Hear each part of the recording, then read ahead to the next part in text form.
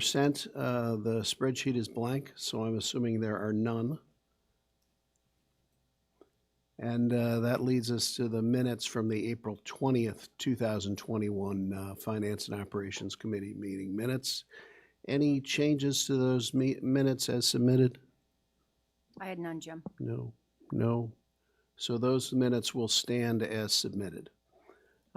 Next on the agenda is the facilities update. Chris, I'll turn it over to you.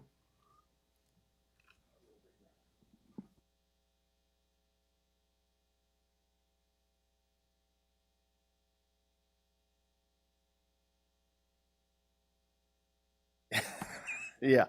What we're going to do tonight is we have a bunch of information out there on the space planning and project updates.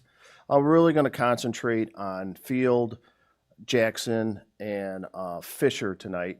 Part of the presentation shows some of the work that we're going to be doing at Jefferson for next year, but that's still in the design phase, and kind of shows you what we're doing at Emerson out there. So that's more information for you guys. So in this first part, we're going to run through it. Actually, Craig's going to run through it a little bit. The thing that we talked about with Field before is initially through the referendum, it was slated as a 3-section building.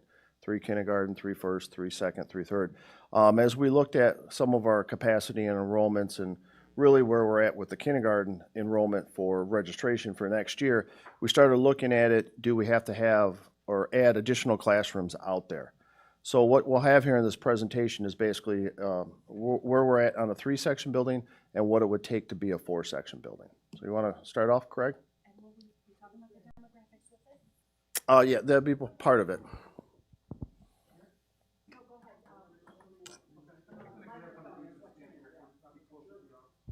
So, all right, thanks for having us here today, everybody. Oh, I am. Okay, great, thank you. Wow. It probably is worth an explanation that there's new guidance from the governor today that people who are fully vaccinated can go without masks indoors. And so those of us anyone who is fully vaccinated can do that. But we would ask you to keep masks on if you are not. Yeah.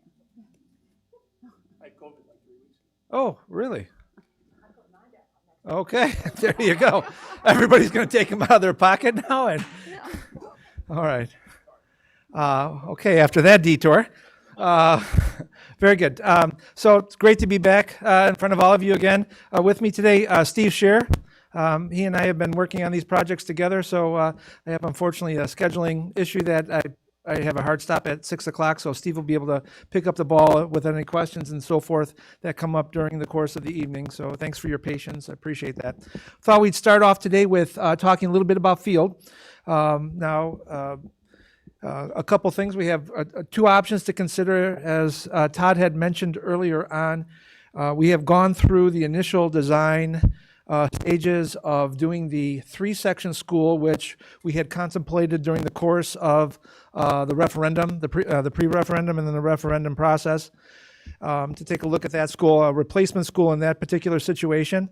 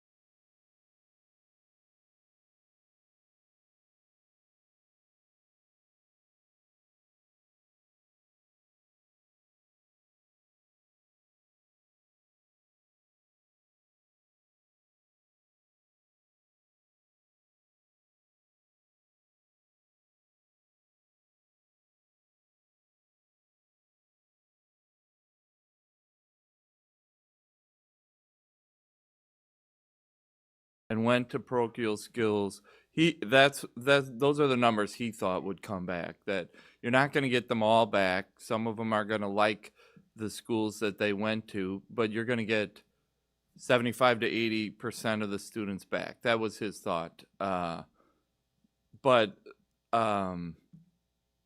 you know, it's hard. Yeah, it's unprecedented, so it's hard to predict. You know, we've never had a situation like this before where people left for that kind of reason. And it's a short-term reason, but whether or not they'll all come back, we don't know, of course. But we're also, you know, seeing what the principal is telling me she's seeing is that some families that have been traditionally private school are registering for kindergarten.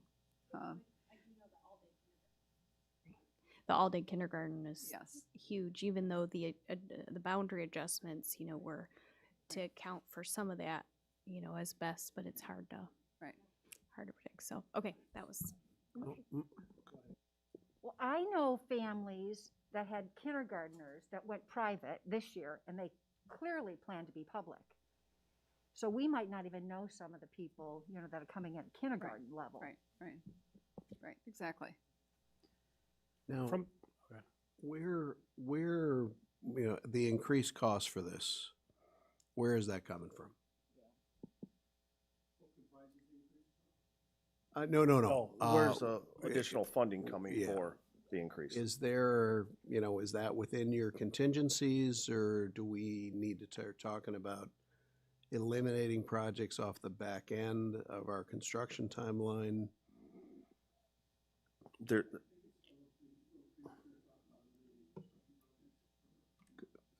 That's encouraging.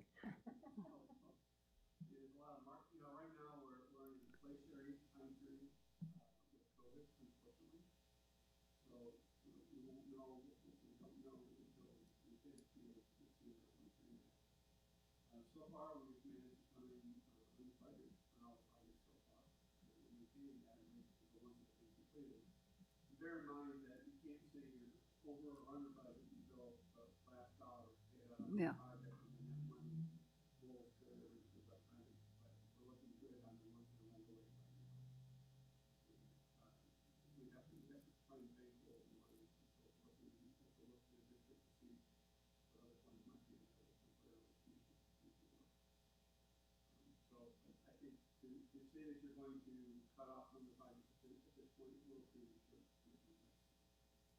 Okay, that's fair. Anyone else? I think a couple of things. Thank you for getting this out in advance. The thing that I think, you know, this is the first time kind of seeing budget and estimate next to each other. And so this thing, if you add up the different schools, is trending like 5 million to 7 million estimate versus budget, right? So this is the first meeting I'm at where now I have information in front of me that says we are now, in theory, with the information in front of me, is trending over budget unless you've got a stockpile that is not presented in these documents, which is hard for me to judge. It's hard for me to say, hey, build a option 2 without knowing, you know, to your point, are we carving things off the backside? So I'm assuming you're saving money on your first school, and Lincoln, we should know, right? It came in under budget or over budget, and that gives us a trend of your estimating capability versus the budget that was established for that job. And that's what's hard for me here, because like looking at this packet, if you said, hey, based on this packet, do you think it's a good idea? I'd say no, because I'm saying I'm trending 5 million up in this packet based on all these sheets, which as the construction person in the room makes me very nervous that I'm gonna get a neighbor that says, hey, you idiot, what did you help me with, right? There's a capital call, right? And I don't want that on my hands. I'd rather just walk out of the room, to be honest with you, than live with that. So I think we have to project where you're at.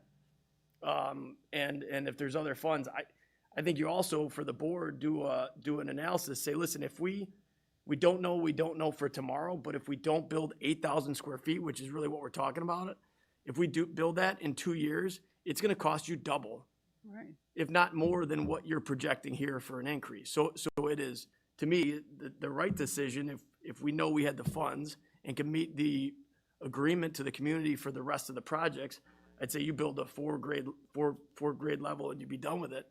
Because if you do it later on, It's gonna be egg on all of our faces that we missed the boat, and you're gonna pay a premium out the nose for it anyways. I mean, cause and then my other part of that, are these numbers all in numbers? Yes. They are all in. So that's contingencies, everything else that we go with it, so, so to Jim's point, we have to be, efficient with the money and approval, we can look at other ways to carve out. So, do you have any feel whatsoever if this surge in building material prices that we've seen in this quarter, if those are permanent or if they are supply disruptions and the prices will go back down once, distribution channels and manufacturing channels are back to normal? And, and if that's the case, is there a case to be made for putting Field back on its original schedule, which would mean waiting a year?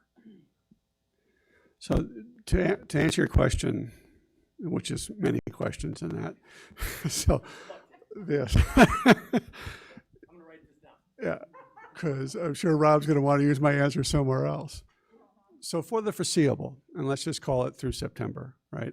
I would not expect any downturn in material prices, and I would also expect some of that market supply to tighten up a little bit more than what we've seen. Metal studs right now, just what you would see in a wall for framing and so forth, can have a 2-week lead time at the moment.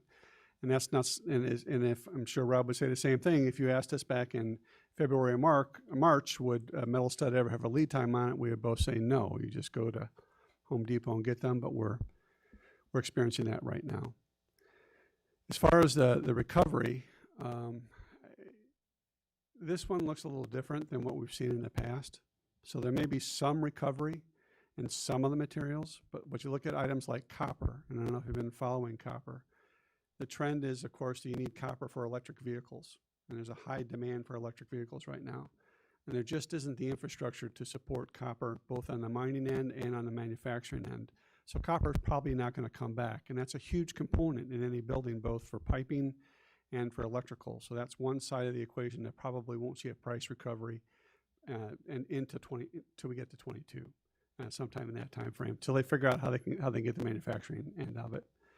So you may see some softening of it towards the end of the year, which would be when we would be bidding it, and you may see some risk with the bidders going into 22 that some of the material costs will come down, and they'll take a good hard look at the number.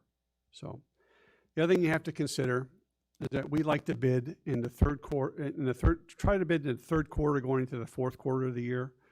Contractors like to book early, and regardless of what happens, the market's always going to drive that. They want to book, if they can book something in the fourth quarter of the year going into the next year for the first quarter, that's what they want to do.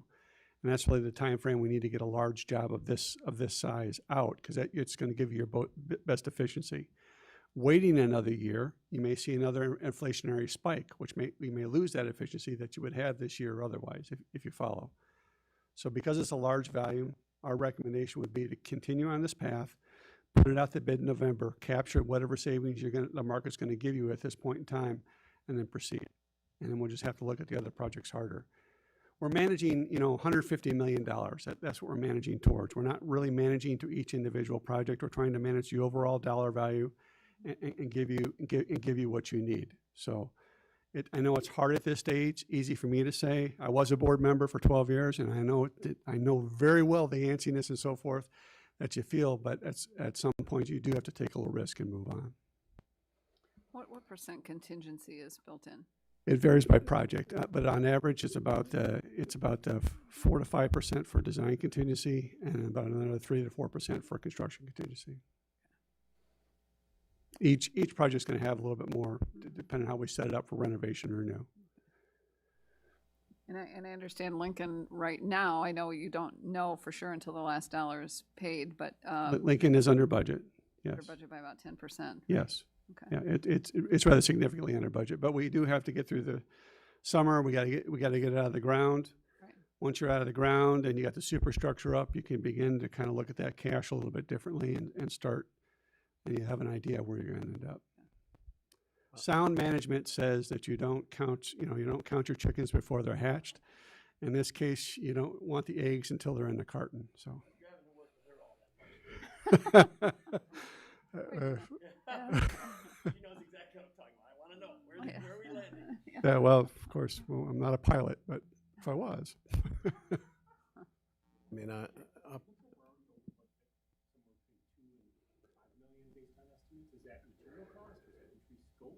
Some, it's increased scope primarily.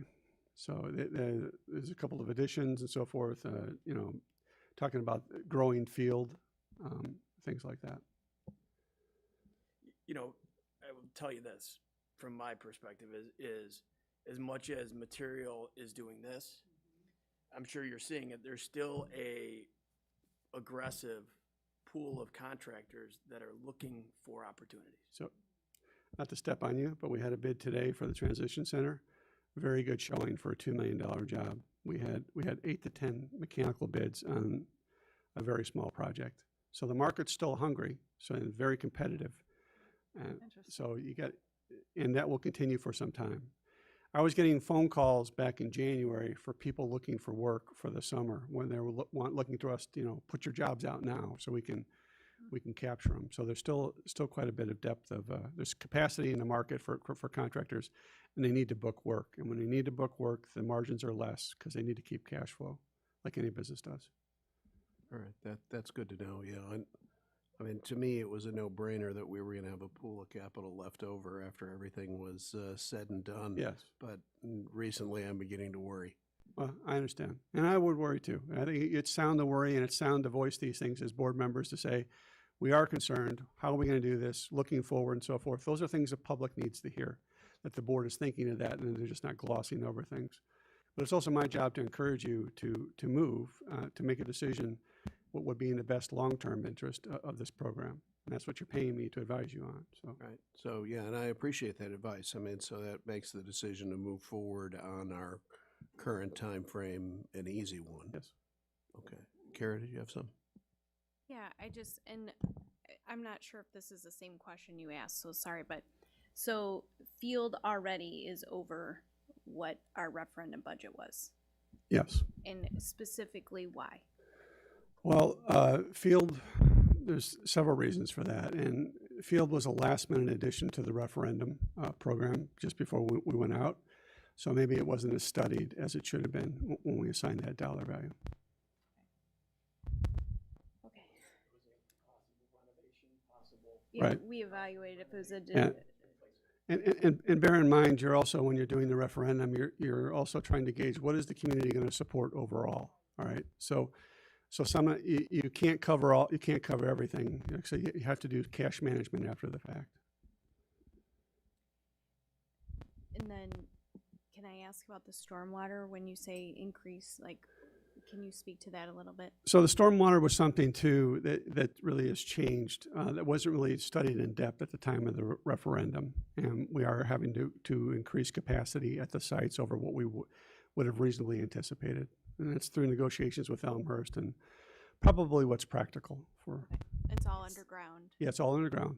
tanks. Is that or- true whether, whichever option that we need additional stormwater, or just because of the added footprint on the second that we needed? Well, the added stormwater was true in the original addition that we or the original structure. Now, there'd be some increased capacity based on some of this.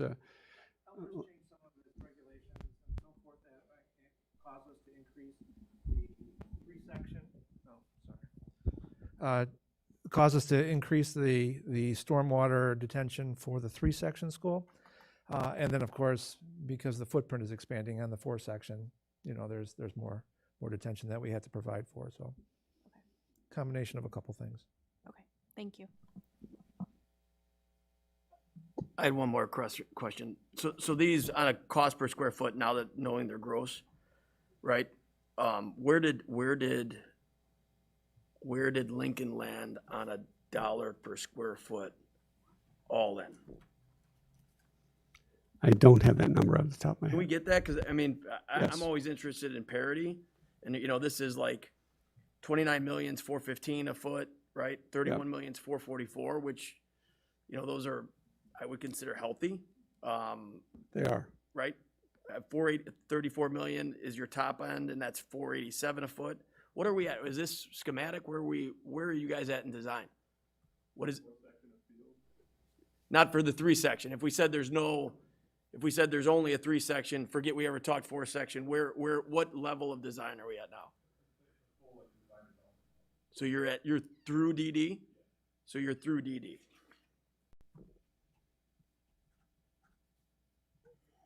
I was just curious where Lincoln landed on cost per square foot, because that's always the parity, right? Dollars per square foot, what did it cost? You'd have to settle out the site work, just the building. Yeah, okay, so you want just bricks and mortar. Bricks, yeah, built, because the site's the site, right? That And varies. site's gonna vary, field's gonna be a different cost than what Lincoln is, yes, Correct. that's correct. And so I was just interested. I'll I'll talk to Mark Poskin and get those numbers too. Mark does not like me to talk numbers, I can tell you that. Who does? Thank you. Thank you. Move on to Fisher.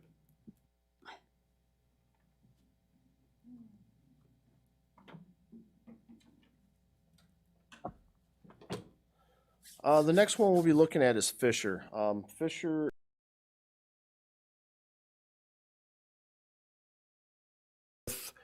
the space utilization out at the current facility, that program has grown quite a bit out there at Fisher. And it's expanded to the point where the building can't sustain the program out there with all the classroom spaces that they need. Initially in the referendum, we were looking at, really in the verbiage it says a classroom addition and a stage. As we started looking at, and plus all these other safes with the maker space, toilet rooms, library media center, HVAC and things like that. As we went out there and talked to the principal and looked at the space utilization out there, we feel that with the first option, which is kind of just sticking to the referendum with the classrooms additions, with renovating the existing library into some of the interior spaces, it's running right about 6 to 6.5, and we have about 5.4 budgeted out there. I also just want to bring up that, with Fisher, initially with the office renovation, we brought it to the board and said it wouldn't work. We needed to put an addition on there, and that was additional expense out there. So I just wanted to put that out there. That's kind of where we're left with 5.4 left here in the remaining budget for Fisher. Option 2 gives them additional classroom space. Option 1 gives them 2 classrooms, but right now they have art and music on a cart, so then it gives them a dedicated art and music room. In option 2, it gives them the dedicated music room, art and music room, plus it adds 2 extra classroom spaces out there. So this is the existing Fisher that we have right now, where we have all the classrooms out there. We have 25 grade level classrooms, no dedicated art or music lab, and basically an undersized library of media. This pink area right there at Fisher is, basically it was 2 classrooms at one point in time. They took down the wall in between the classrooms, and that's the library. In the option 1, what we were looking at doing is taking the media center and expanded it into 2 additional classrooms. So you would have a media center that would be long and narrow. Ideally, that's not what you would want with the maker space and all that stuff. We would convert the classrooms down here into art and music, so they would have dedicated art and music. We'd convert these offices up here into classrooms, and then we would put the classroom addition here on this building. So this would be that option 1 that was approximately $6 to $6.4 million.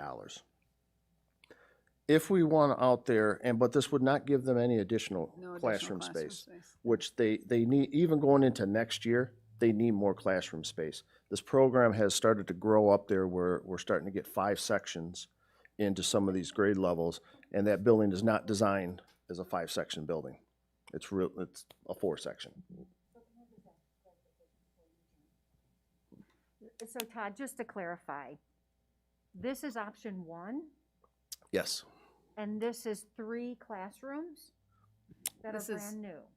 Yes, but it's not a net gain in classrooms. I know, so go ahead. It's a So- net gain in 2 rooms, But that puts art and music to give them their dedicated space, which right now they've been on a cart for many years. So I just want to, I'm going to ask simple questions to see, am I translating what you're saying? So those 3 new classrooms in option 1, 2 are actual classrooms, 1 is art or music, Mm-hmm. or a combination. Right. Okay, just, Yeah, and what we're doing here is because of this library media here, yeah, it's basically, it was 2 classrooms. We're taking up 2 classrooms that were right here to expand into the media center. so that's why it's a net 0 Yes. Right. for 6 to 6.5. Yes. So is it the dual language program that's becoming 5 sections? Well, the dual language program has been 4 sections, but then there's also a section of monolingual, of neighborhood, families in the neighborhood that don't want to be in the, so we're bringing in about 60 students, so kindergartners for next year from schools throughout the district that want to be part of the dual language program. So they have all their normal kindergartners plus other students that want to be part of dual language. And it is, and these classes have to be slightly smaller. We have a 25 cap for a regular kindergarten class and a 22 cap for the dual language classes.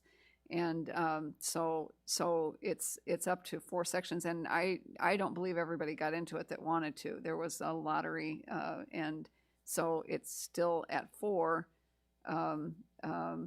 It may be close to getting every student in, but there are 4 full sections, and then a relatively small section of about 15 monolingual students that don't want to. It'll be English only. So if that, and then so this year's kindergarten, the current kindergarten 1st and 2nd grade are also big. They're at 5 total sections for dual language. And the dual language program, continues to be popular, continues to grow. Can I ask, have we looked, once we're back to equilibrium, we have a new Field School, we have a new Lincoln School,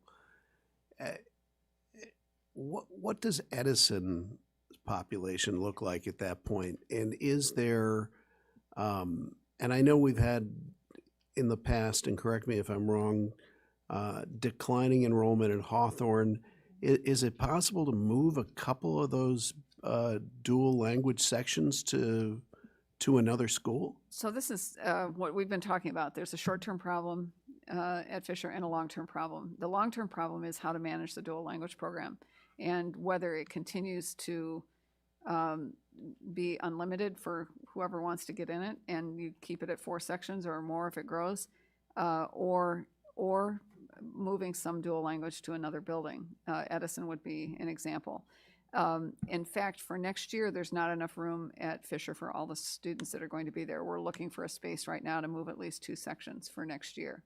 And so that is the long-term question. That's one of the things we've talked about.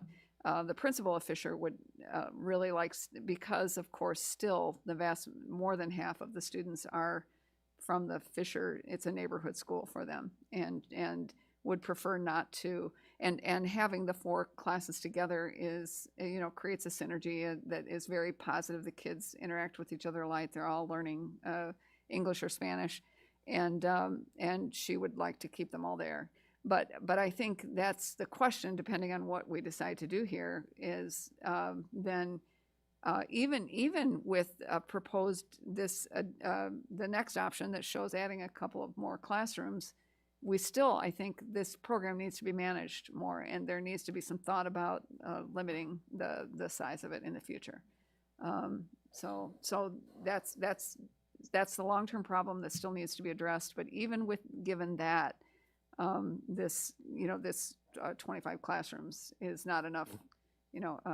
Right now, I went on a tour with the principal, and they're using tiny spaces. They had to divide one of their kindergarten dual languages into 2 sections because the room they're in could not possibly fit more than the 12 students that they have in there. It's a room that was meant to be a resource room that's being used as a kindergarten class, and they're reading specialists, they're social work, nobody has a dedicated space, they travel, and the art and music also are on a cart. So it's really right now stressed for space because of these additional classrooms that have been added in for because of the dual language program. So yes, short term, but long term, thinking about, do we want to limit dual language to 3 sections, or do we want to move 2 sections to another school? That's a possibility. We're looking at, we're exploring a couple of different possibilities about moving some students for next year, including a couple of kindergarten sections that might go to another school and then come back to Fisher once the project, in the following year, once the project is done. So it is, the net staying the same, unless we're going to drastically reduce the number of kids in dual language. Staying the same is not, in my view, not a good option. And I know this is another expense, but it's just, unless they again take away the art and music classrooms, and don't have it, or not have parity, take out the media center. There are things you can do to create some more classrooms, but part of this project is my understanding that to create parity on media center spaces and to have classrooms for art and music, and trying to have some things that are the same at every school. And this school definitely does not have those things. Right, and it definitely needs them. I think parents can be very understanding for 2 years, Exactly. but, run rate long-term, Right.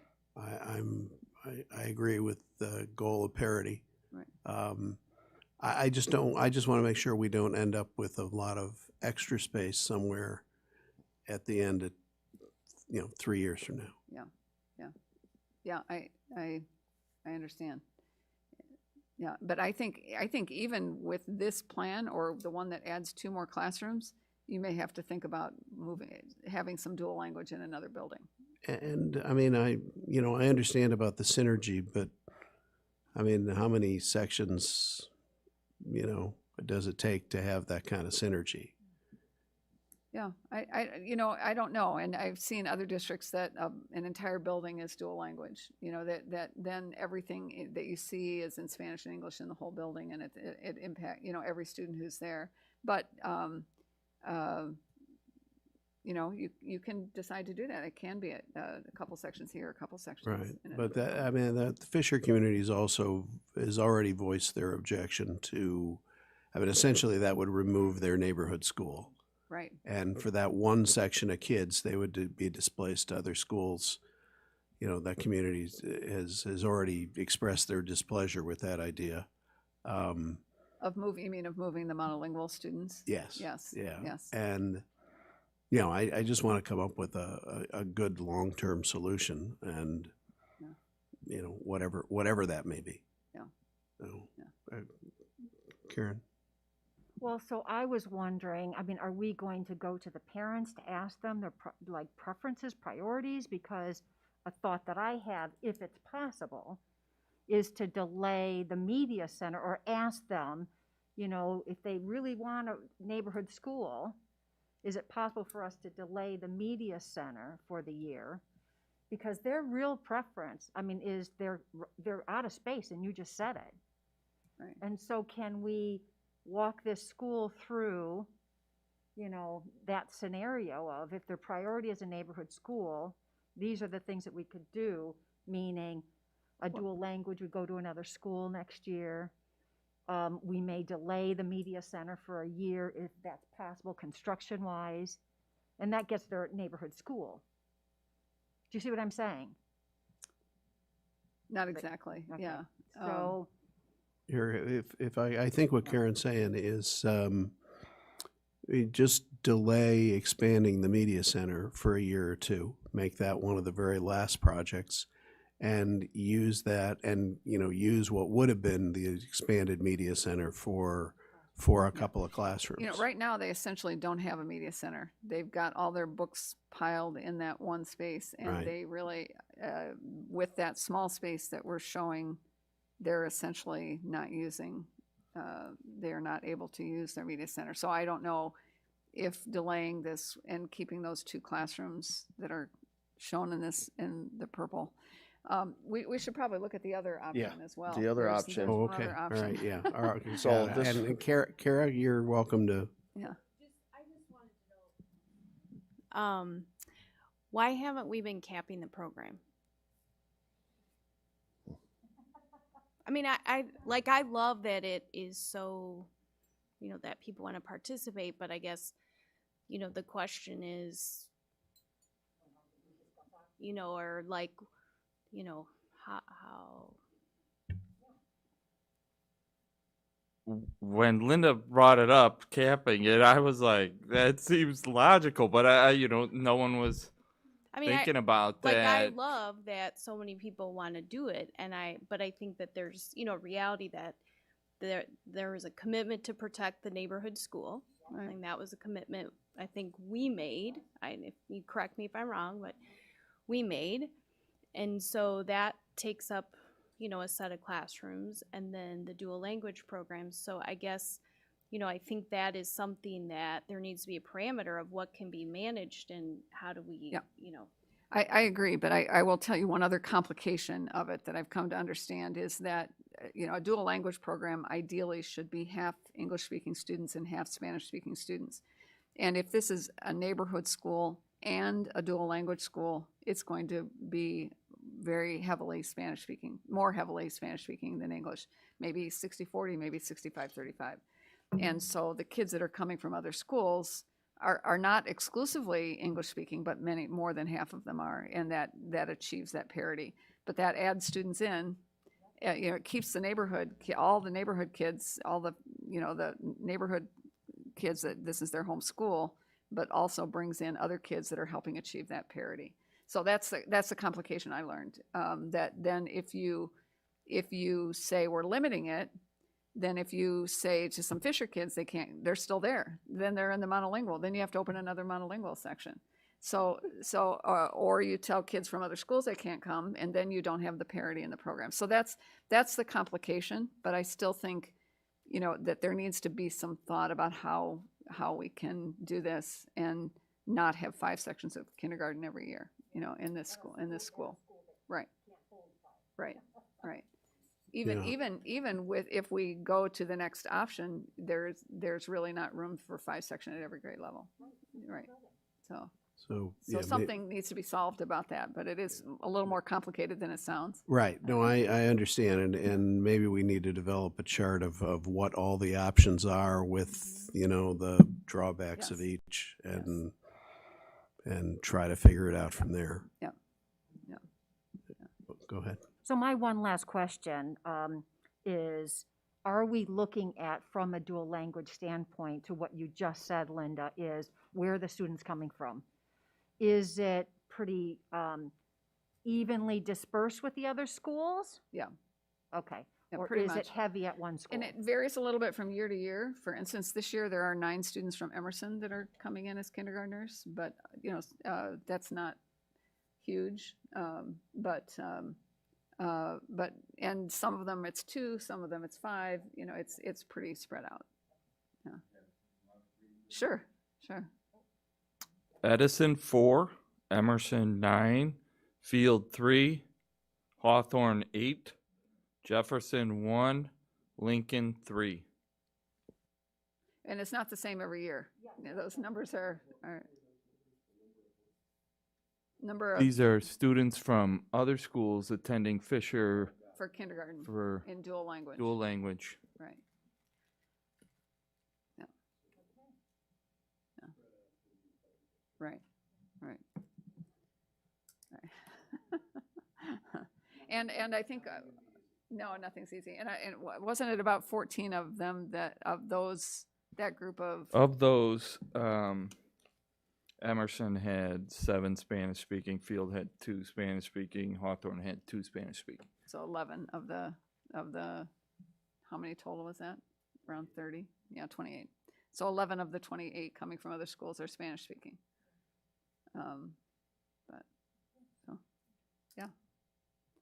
So, I mean, frankly, that builds another I mean, in my mind, builds another case for making Field a 4-section school, and if the numbers don't pan out, you start moving some dual language in there. If, you know, if Edison is full. I mean, Yeah, right. Right, and, you know, there's been the idea about the REACH program, maybe Edison is a better place for the REACH program. right, yeah, we can't just keep, you know, loading things into our most crowded school. Somehow that just doesn't pass the Right, common sense test. exactly. No, it does not, yeah.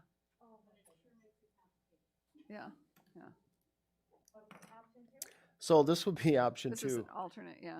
Or where we sit here, where we'd add an addition to the front of the building, just to the left here of the multi-purpose room and the main entrance. Put the makerspace and everything in there. Take the existing library and make that the dedicated art and music lab. We leave those 2 classrooms there. Plus, then we would do these additional classrooms, the 3 here and 1, and maybe like an office up there. So with this one, this gives them the dedicated art and music labs, plus it nets them 2 more additional classrooms. It gives them a little bit breather space in that building. Any And questions?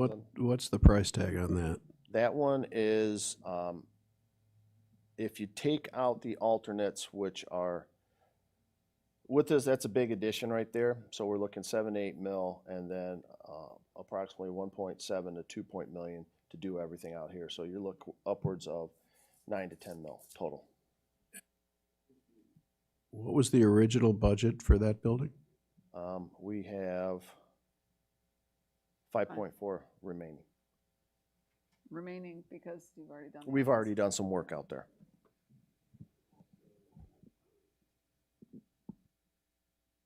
Sorry, you're looking at 3 to 3.5 million over that.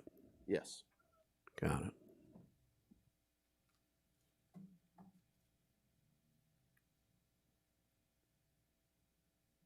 Of course, the principal voted for this one.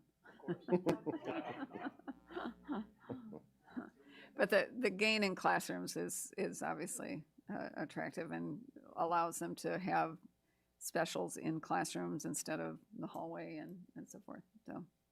Yeah, and that makes a lot of sense. Mhm. It's just another 3.5 million Yeah. to find. Yeah. Okay. The next. I'm sorry. Oh, sorry. I'm not sure North is put in the right area, but the upper left-hand corner, Mhm. you've got the 3 and the 1. Is there a reason why all 4 of those aren't on the same side? No, I can't answer that. That's kind of how they draw it up there. They probably want it with that corridor coming up in here. Because this opens up to the playgrounds right there. So, Yes, the playground is see, real the close playground on would the be right inside. there. So Yeah. that's why we put it right here, because then we'd have to relocate the playground we just did last summer. Gotcha. You know, So if we did 3 classes and not that additional, like what's the difference? um, Yeah, I yeah, would- minor, $400,000 or $500,000 probably. I don't see that. I mean, I would not do the media center later. Okay. If you're gonna go there and do work, he's mobilizing forces to go there. You go there once, you make it a nightmare for that school once, and you get out. Right, right. That's what you wanna do. Otherwise, it's gonna cost you more money to come back. I know it's good the thought process of punting it if it's a lower tier, but you're gonna pay more for it, I think significantly more for it, later on. Correct, which is always the biggest thing. How long do they hate you? It's the number one thing we think about. So, Do they hate you for the timing or they hate you for the cost? Both, all the above. so Todd, from when we were talking earlier today, I understood that playground, if you show where the playground again, that was moved over a little bit, that's not where it Yeah, is now. the playground was right here. Okay, You can see my cursor. So when we relocated it back up to the east, up top there, in anticipation that this is going to be the only spot we can really put a classroom addition there.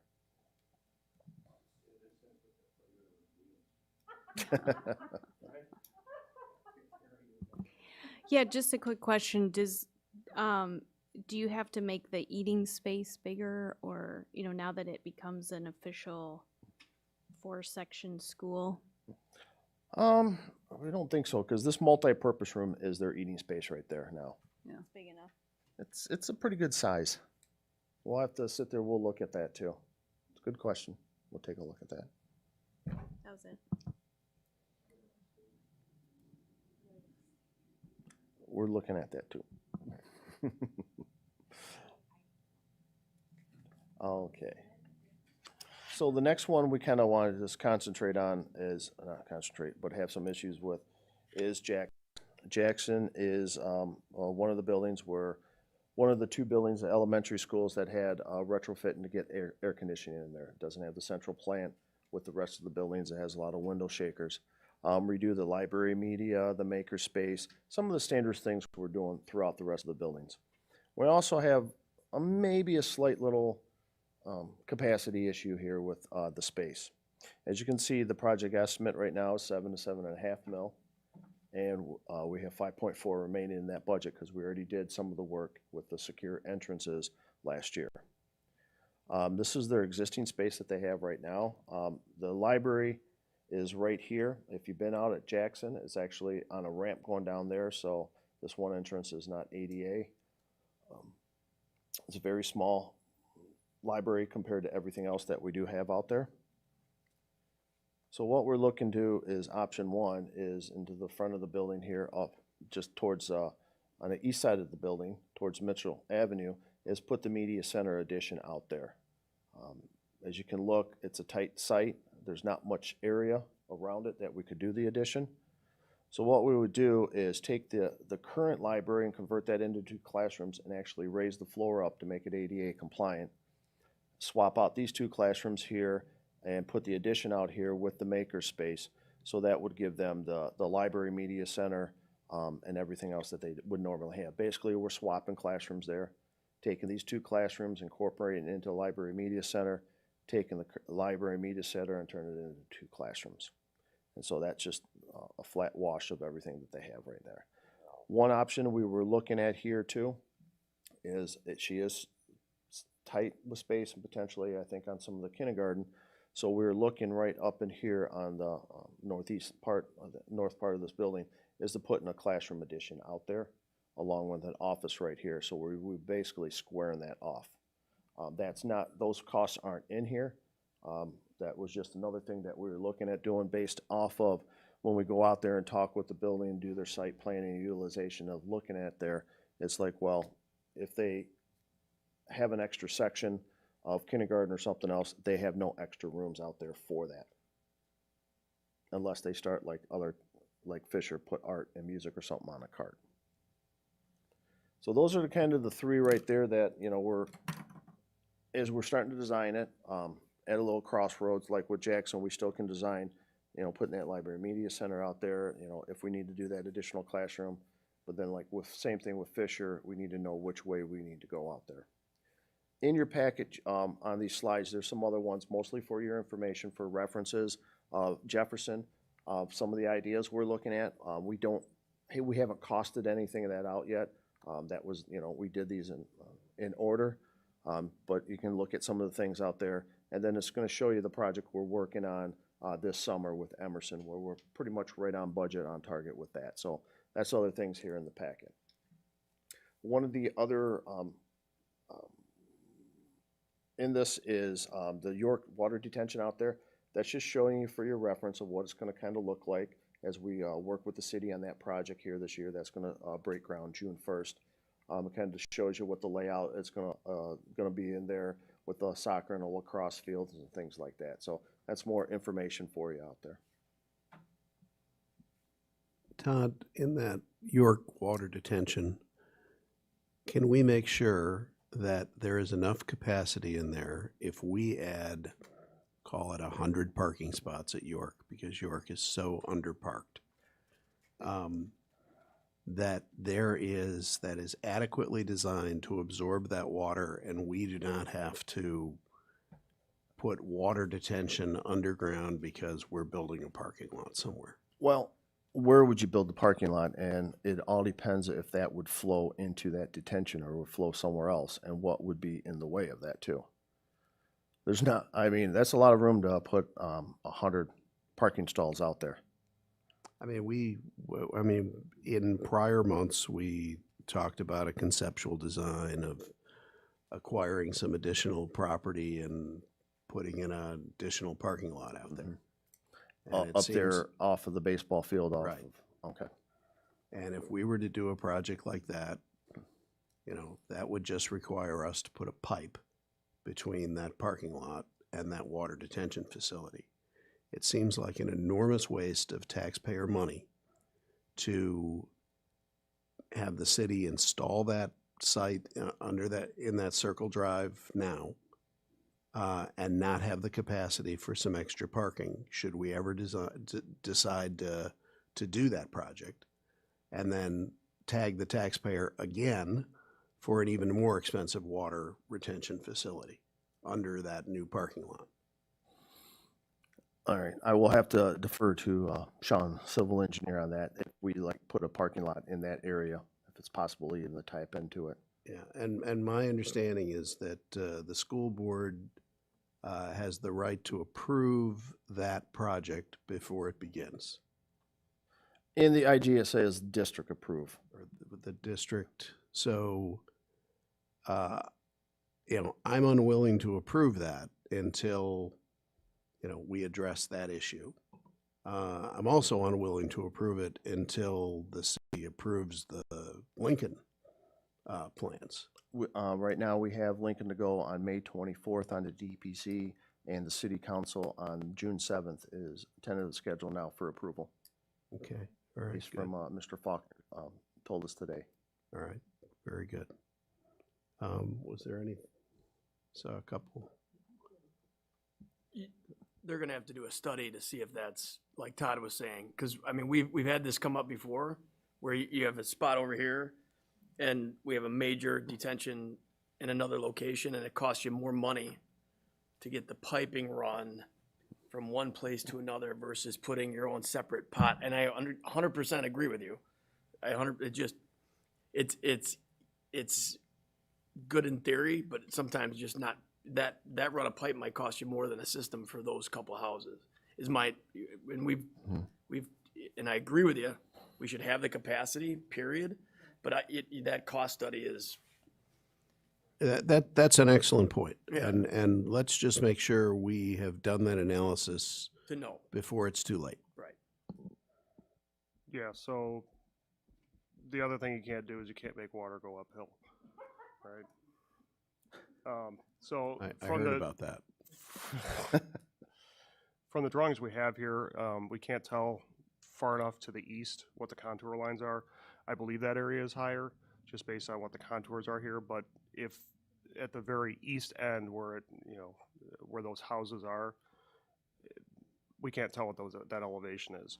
And it's something that I've seen, if there's architects in the room, I'm gonna have to, you know, architects love to put detention basins at the top of the site, right? And it never works. So that's a challenge that you can't fight. So Yeah, like I say, let's just do our homework and make it as cost efficient for the taxpayer as possible.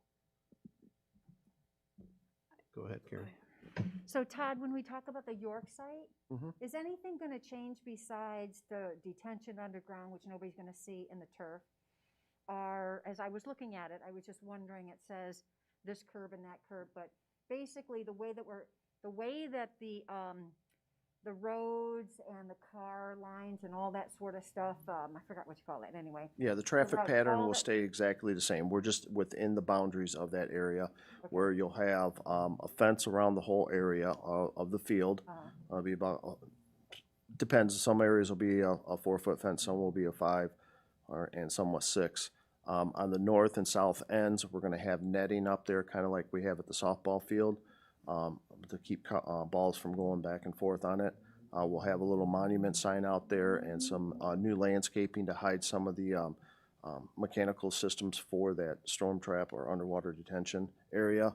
and it'll be all field turf. But then we'll have walk paths around it on certain areas. But where the physical traffic flow will not change one bit. And the parking and all those sorts of things Well, are yes. not changing. And then the last thing, when you said fencing, if it's all underground, what's the fencing about? What's the purpose for fencing? Why is there a need? Because so the balls don't go in the street and cars don't drive onto it. That is gonna be, if you think that whole area out there where now it's grass, it's gonna be pretty much curb to curb, field turf. And so we're putting and we're putting a fence all the way around it. So, kids don't, when they run off a soccer field, there's a fence there to stop them from running into traffic. Okay, so that's just typical. Yep. based on- Yep. Okay. And then I wanted to ask Linda when she comes back, I mean, so what's the plan, what are we doing with Fisher? All these potential options, Jim? Like, we're talking about it here, but what's the next step? Anyway, just so, if we're done here, I just want to keep that when she comes back. I had one other thing, like you were saying with the dining room.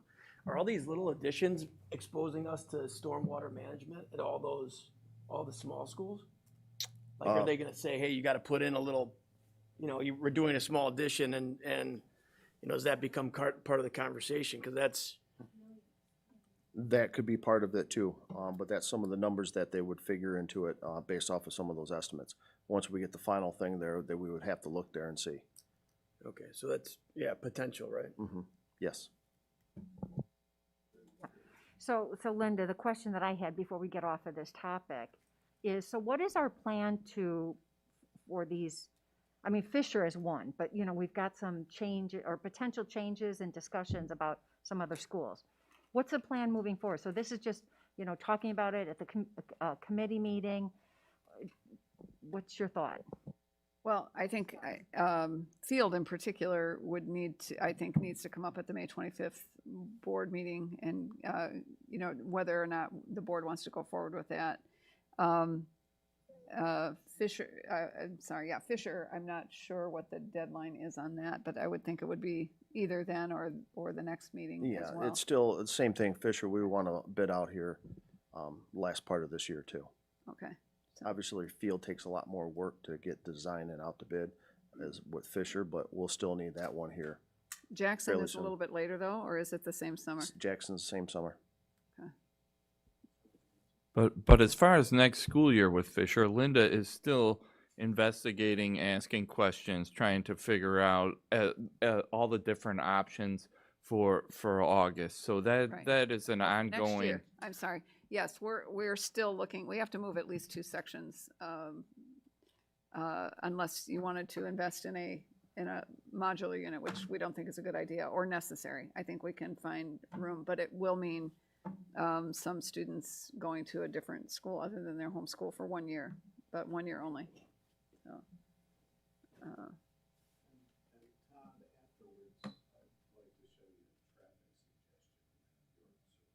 Okay.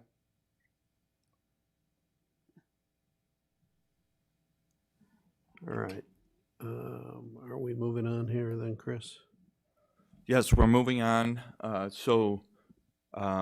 If you need to leave the facility, guys, we're going to go on to the financial key performance indicators.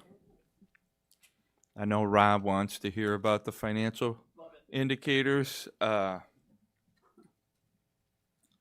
wait for the Amazon box that gives me the financial indicator, all I need to know. So the board was working on key performance indicators with the ECRA group that was a while back in a board retreat. So the Finance and Operations Committee was to look at the financial KPIs. So there's one here on safety that Marianne Lemke had used the survey information. But then we get into this investment in facilities per square foot. And I have another chart on this particular KPI. So that's the one. So we were, and I'm sure, Jim, you remember, we were doing about, we had about 1.5 million in square footage. And each year, if you go down, Todd, we were doing capital maintenance every year of about 1.5. So our target was about $1 per square foot in the past. So now we've moved to, you can see there, 2.5 million, 2.8 million. And when we did that 2.8 million, we meant that to be 4 million, but that was when we decided not to do the Bryan Gravel lot. So we were moving more towards this 4 million per year in capital maintenance.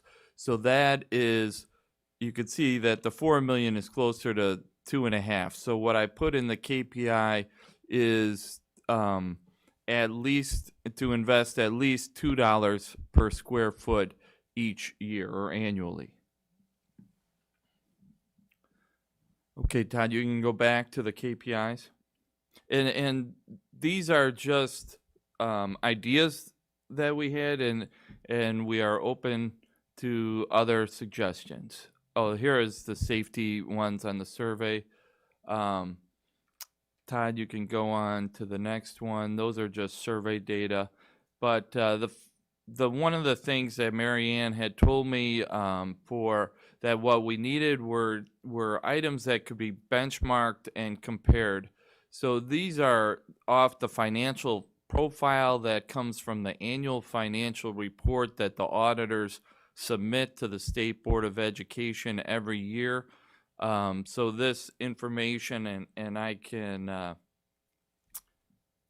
Todd, do you have also the other one that says financial? Yes. So if you go down, so this, keep going down, we can show you how this is the fund balance to revenue ratio. And in this one, we are the heavy yellow line that takes a dive in 2020. That is when we changed our revenue recognition of property taxes. So we deferred the June taxes, which caused our fund balance to go down, which, so you see the other line that went down was Naperville 203. Both of us did the same accounting change in the 2020 audit. If you go to the next one, Todd, keep going. So the expenditure to revenue ratio, so this is basically, this one is better if you're lower. So the lower you are in this percentage means your revenue, if you're lower, that means your revenues were higher than your expenditures. And so you can see the interesting thing is that we were second lowest there in 2015 and 16. And then after those 2 years is when we added the coaches, because we had better years there on an income statement basis. Then if you go to the next one, Todd.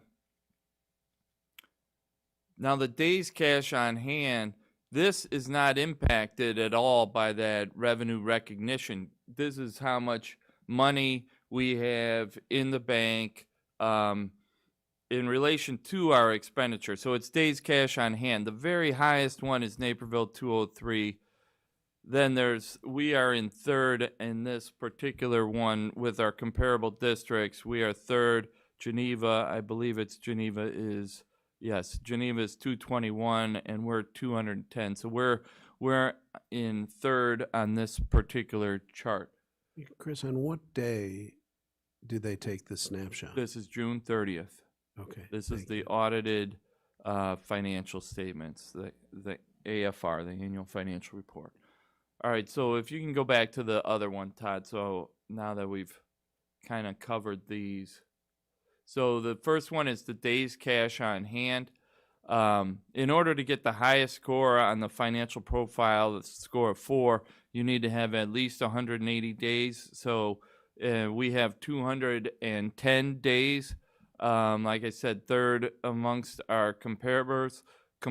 So the middle column is what Mary Ann was telling me is where I had to come up with a benchmark or target. So I said at least 90 days cash on hand as the KPI. And I'm just throwing out numbers here. The board can Are we measuring calendar days or business days, school days? I'll have to get back to you on that. I'm assuming it's calendar days, but I have the financial, all of their definitions. I could come back to you on that. Thank you. Then the next one, fund balance to revenue. So in the right-hand column, it says to get the highest score, your fund balance to revenue needs to be greater or equal to 25%. And we are at 9.89% currently after that accounting change. You could see in 2019, we were at 52%, the highest score. But when we made the deferral of June taxes, we went to the 9.89%. And so since we're less than 10%, now, I wrote that we need to be greater than 0 as the target. But that's with the June deferral. So then the next one, Todd. So then this is the expenditure to revenues. That's the one where I was saying that lower is better. So in 2020, so the way this reads, so I'll go to the category 4, district is spending $1 or less for every dollar they are receiving. So we were at 96.86 cents for every dollar received, or spending 96 cents for every dollar received. So we were in category 4. Category 3 is between $1 and 1.10. So the target I put on there was less than the 110, which would put us at category 3. And then the next KPI there was the total financial profile, which recognition is 3.54 to 4, and we were in that category before we did our accounting change. I want to say like 12 out of 14 years or so. And we had 2 years of review. 2014 was review, and then 2020 is review. So I said I put the target at a financial review, which is 3.08 to 3.53 is for the review category. And then the last financial KPI that I put on here was the credit rating. And we are currently a AA+ with Standards & Poor's. So in the middle column as a benchmark, I put maintain at least a AA rating with Standards & Poor's. So that's the KPI information. Any questions or suggestions related to the KPIs? Okay, I'm going to start simple though, and I'll start from the bottom up. So I'm going to use a couple examples just to help you understand what my question is. Because we were trying to get better than a AA rating, even though that's awesome. But like a school district like a New Trier has a AAA, and then Elmhurst, the city of Elmhurst has AAA. So remind me again, why it's hard for us to get that AAA? So there were a couple things. The biggest thing is the property values, and the other thing is the state of Illinois. But property values is the most important thing. But so Fund for example, balance. Fund balance. I'm sorry. Fund balance is another one too. right. Super high fund balance, super high property value are the biggest Cash on things. hand, yeah. Yeah, so that might make sense, New Trier-wise property values. But then the city of Elmhurst is AAA, and we have the same property values. And I understand. The city of Elmhurst is not tax capped. They are home rule. So if their fund balance runs low, they can jack taxes and not ask a single taxpayer to do so. We have to go to referendum, and that's the difference. So because we because we have to do that, then that's why we are a little bit more risky to go AAA versus the AA plus. Right. And it seems that, I mean, every time Chris goes to S&P, he does a great job with them. But every time they come up with a new reason. Okay. One time it was because of the new apartments that are being built in town, Elmhurst is becoming younger and poorer. That was their reason for not giving us a AAA. We had run our cash reserves up to a very high level. That didn't make a difference. And it's clear, I mean, after several iterations, I mean, of all the debt we've issued of going, and also now their latest concern is the amount of, we've increased the amount of debt dramatically. Every time we go to the rating agencies, it seems to come down to what is our taxing ability? And, there are some school districts with huge industrial and commercial areas that we don't have. And the ones we do have are TIFed.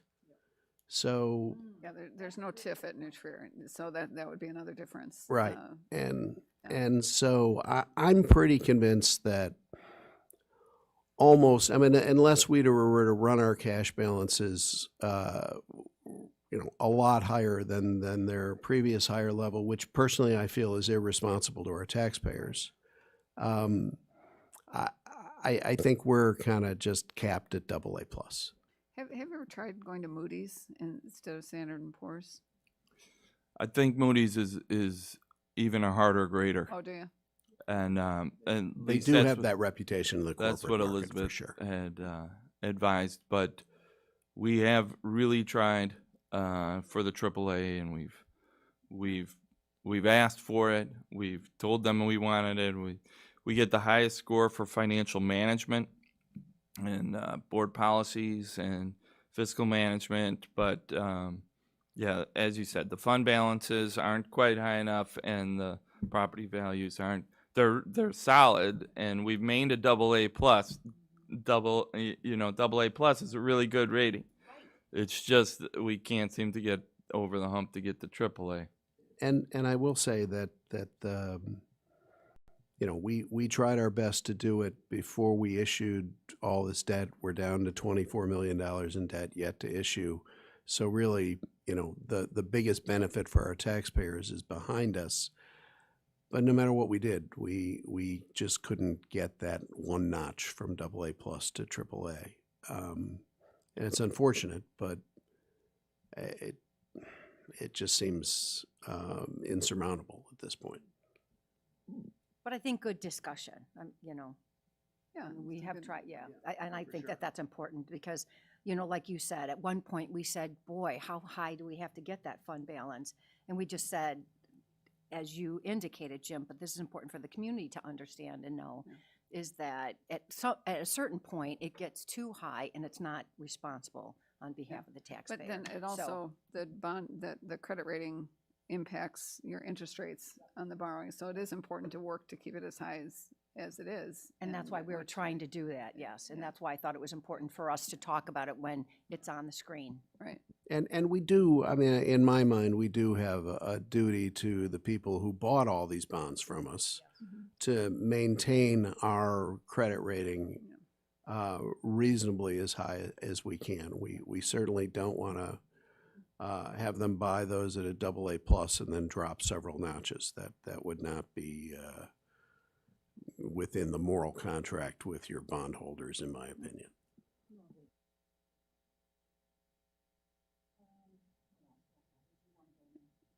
And looking at the investment in facilities, are any of the projects that we're doing using life, health, safety funds? Is that something that? No, we don't use health, life, safety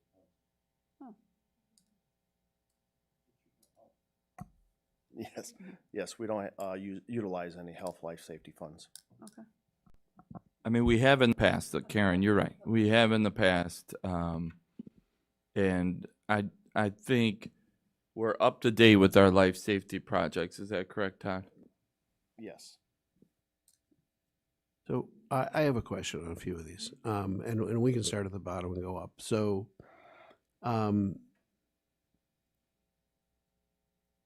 Sorry, I'm just, yeah, all right. If we go up to the third from the bottom here, can you scroll up a little there, Todd? Expenditures to revenue. Yeah. Sleeping on the job over there. Come on, Todd. There he is. He's there now. I'm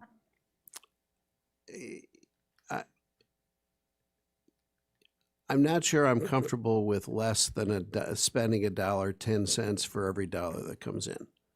I am comfortable with spending $1 or less for every dollar that comes in. And I do understand that there are times when you accumulate a fund balance that you may have good reason to spend that fund balance down and you'd be above the dollar, par ratio.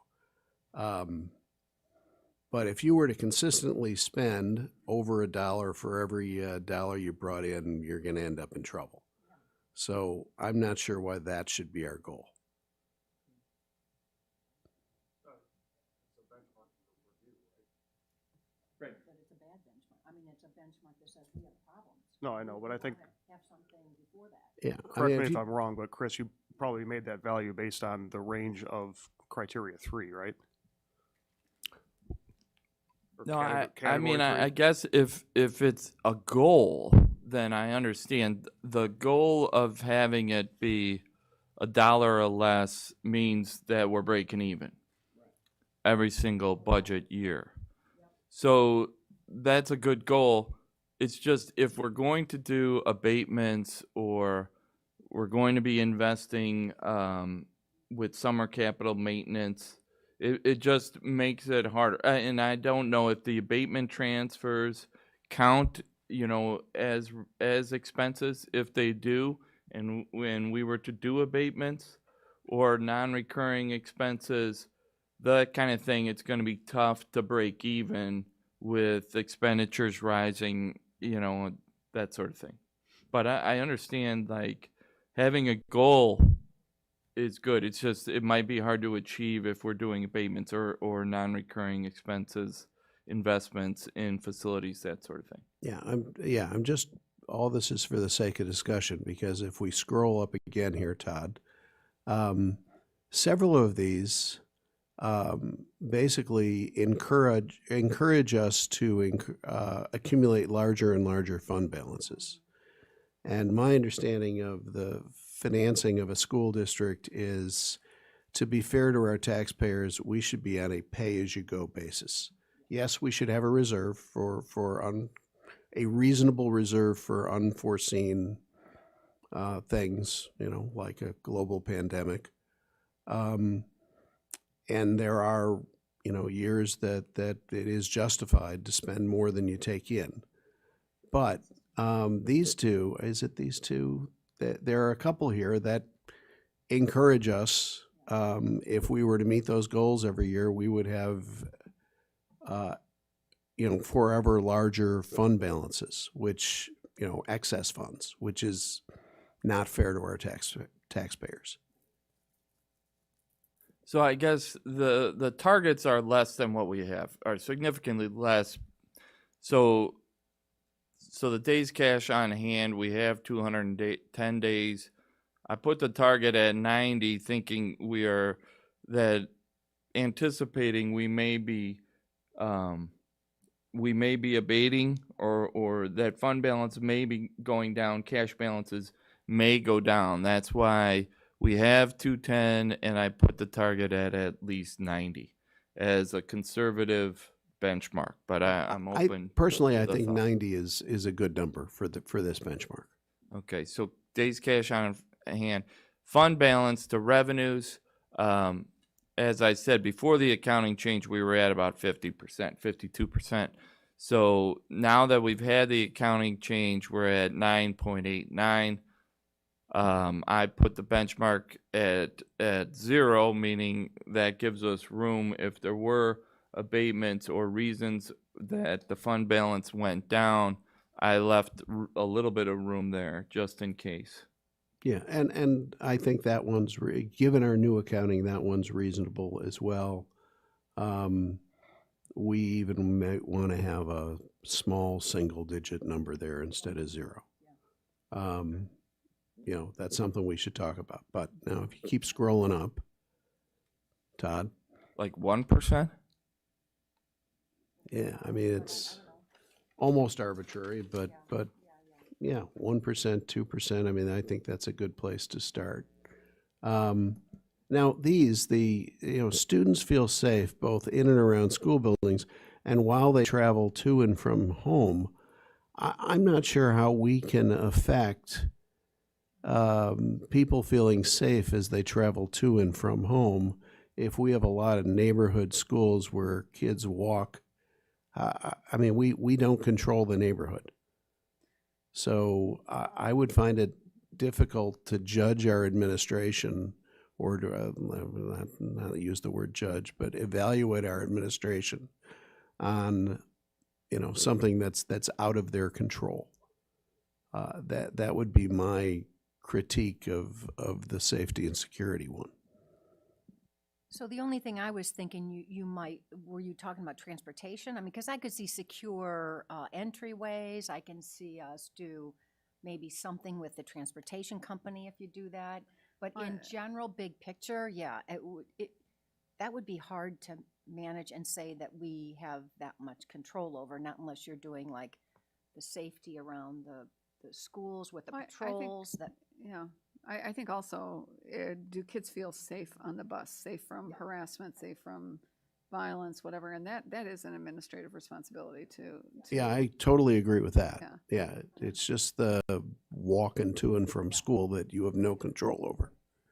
Yeah, Mary Ann pulled these out of the 5 essential survey. I don't think they and were they do measure questions that we asked. It is a difficult question to think of how you're accountable for it, but I think that the push in that survey is to work with your neighborhood, work with your community in making everything as safe as possible. That survey was designed for Chicago Public Schools, and I think, but I'm actually surprised that our numbers aren't higher on this, and I would love, I would think it would be interesting to explore why. Well, how do you measure it? It's how people respond. feeling, It's how they right? feel. Right. Yeah, but Every one of us in this room, if you had to say on a scale of 1 to 10, whatever it is, has a tougher or different criteria for what makes a 10. yeah, I it's may subjective. say everything's a 10. It's or- subjective, but if you look and compare it to how people in different neighborhoods feel, it's an interesting. You kind of get trends, and I think it can be really revealing about how kids feel around our school. How does it feel compared to Naperville? How does it feel compared to Batavia or Barrington? It's just kind of an interesting measure. It's not, it is subjective. There's no doubt. Yeah, and that's the challenge. You're trying to quantify something Right. that's subjective. No, I'm just trying to point out, be a devil's advocate here. I do think when we did compare it to other districts, that in this area we were favorable of security and safety. So, but this doesn't show that. So, I'll have to see if I can find that Okay. Yeah. chart that she had on safety. Okay. All right, Todd, can you scroll up again? Okay, and this is our,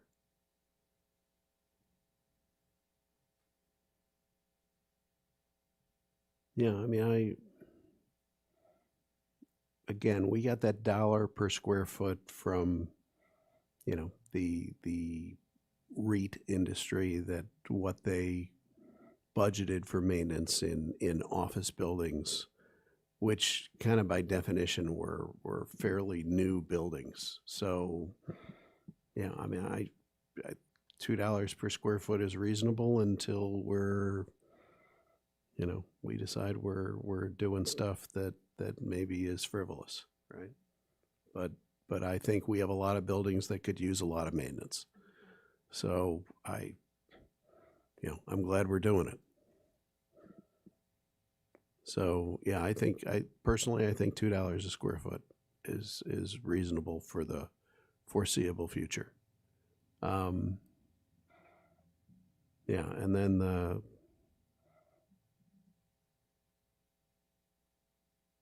Yeah, and then, the question about what parents rate it, I mean, I guess that's reasonable as well. I mean, and again, it's everybody's personal opinion. Are we at the top or are there more? We're at the top, and I just remember that, and obviously with the 5 essentials, I only pay attention to the stuff in my area pretty much, and we scored well in facilities and safety. That I do remember. But as far as the $4 million and the $2 per square foot, we do that transfer from the operation and maintenance fund to the capital projects fund. And within the capital projects fund, we use number 6, Fund 60, to do the summer projects. The referendum money is 61, 62, 63 based on bond issue. So it's not intermingled at all. But at the next board meeting, we are going to have the resolution that that approves the transfer from the operation and maintenance fund to the capital projects fund in the amount of $4 million for this summer's capital maintenance projects. I mean, anybody have any other comments on these as we figure out what our benchmarks and our performance indicators should be? Any areas that you think that have been left out of this that should be in it?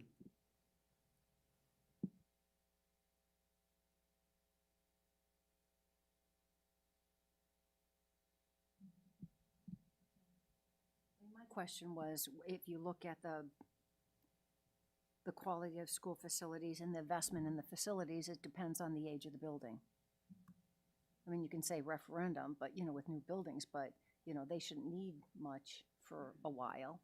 Now we know York, we still want to think it's a new building, but, it's not, and therefore it's taking up more cost. But, so you're talking about overall, but do you look, are we managing the buildings based on their age and that sort of thing? And, I don't know if we need to know that, but, that's the point is, we really want to maintain our buildings, not get to a point where you have to tear them down and rebuild.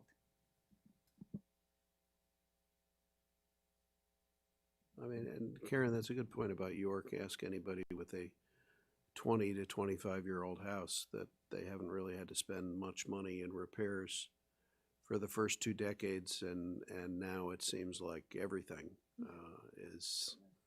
is in need of some TLC and cash. And York is at that point. And I will point out that 50% of all of the square footage in our school district is at York High School.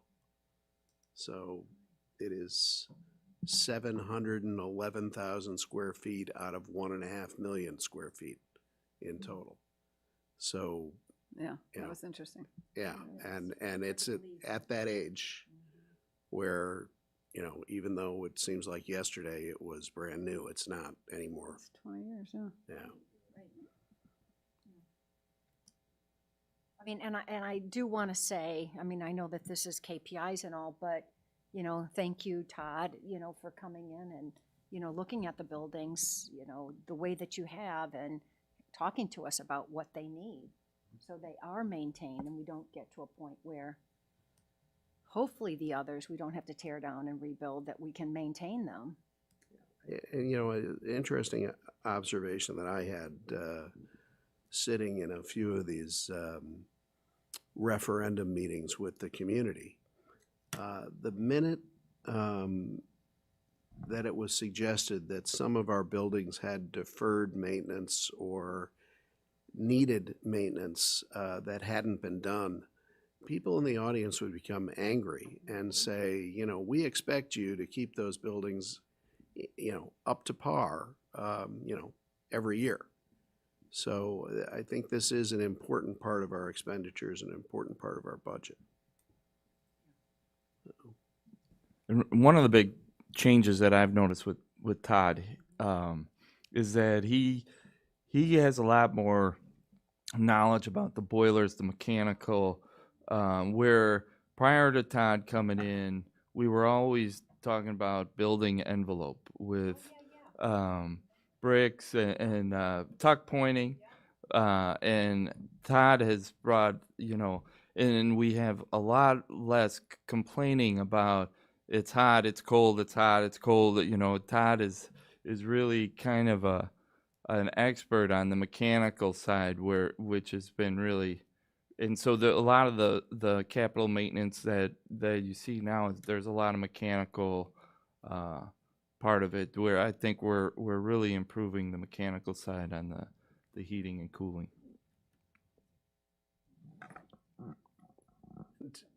And I am going to guess that gets a whole lot more attention from the users of our buildings than the tuck pointing does.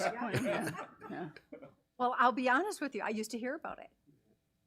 At the buildings, even in, in the neighborhood, you'd hear from, people who work in the buildings. And after you said that, I'm like, yeah, I don't hear that anymore. That's funny. So anyway, that concept to me, when we talk about the fund balance policy as well as here in the KPIs, I think it's important for us to understand, with the maintenance of our buildings, if we need to do, if 90 days cash on hand is the right number or not, for an operating everyday expense. But I think that we really do have to keep in mind the maintenance of our buildings, because I know that at one point, and I don't know the number of years, but 1.5 was nowhere near what was being spent on maintaining the buildings. And therefore we are in the place that we are. And so I want to make sure that it's not just a fund balance policy, but that where we're spending our money is equally discussed in maintaining the buildings, not just these other things that can suck up your money. And then we say, oh, we're going to defer maintenance, which we probably did for at least a decade, which then got us to where we are. So, those are all that, there's more of a discussion than just these pieces, but they're connected in my mind. Next up is fund balance policy. Todd, can you call up the cash flow low point, May 31st first? It's the bottom one there. So the fund balance policy, the big ratio in the fund balance policy, and this is a change, was to use the May 31st and what I put in the fund balance policy is the cash basis. And liquidity, I think, is the key part of a fund balance policy. And May 31st is our low point. Before we collect the June property taxes, this is when potentially you could have to borrow money in order to pay your operating bills. And if you look, and the other reason I like using the May 31st on a cash basis is because we have this good history of where we are at May 31st, where the audited financial statements, we just had that accounting change, so it's hard for me to get my head wrapped around what would be the right range of percentages. Where in this, you could see in 2007, we had negative cash at May 31st, and we had to do tax anticipation warrants in order to pay our operating bills in 2007. And clearly, you don't want to be there. That's borrowing to pay your bills, and so you're spiraling by paying interest expense, and that's just a poor fiscal management practice. Then when you go a little bit further, we had budget cuts in 2010, 2011, 2012. Those were really lean years. 2011 was the famous EPERT year, which I had heard about when I first started in 2012. But we then started growing,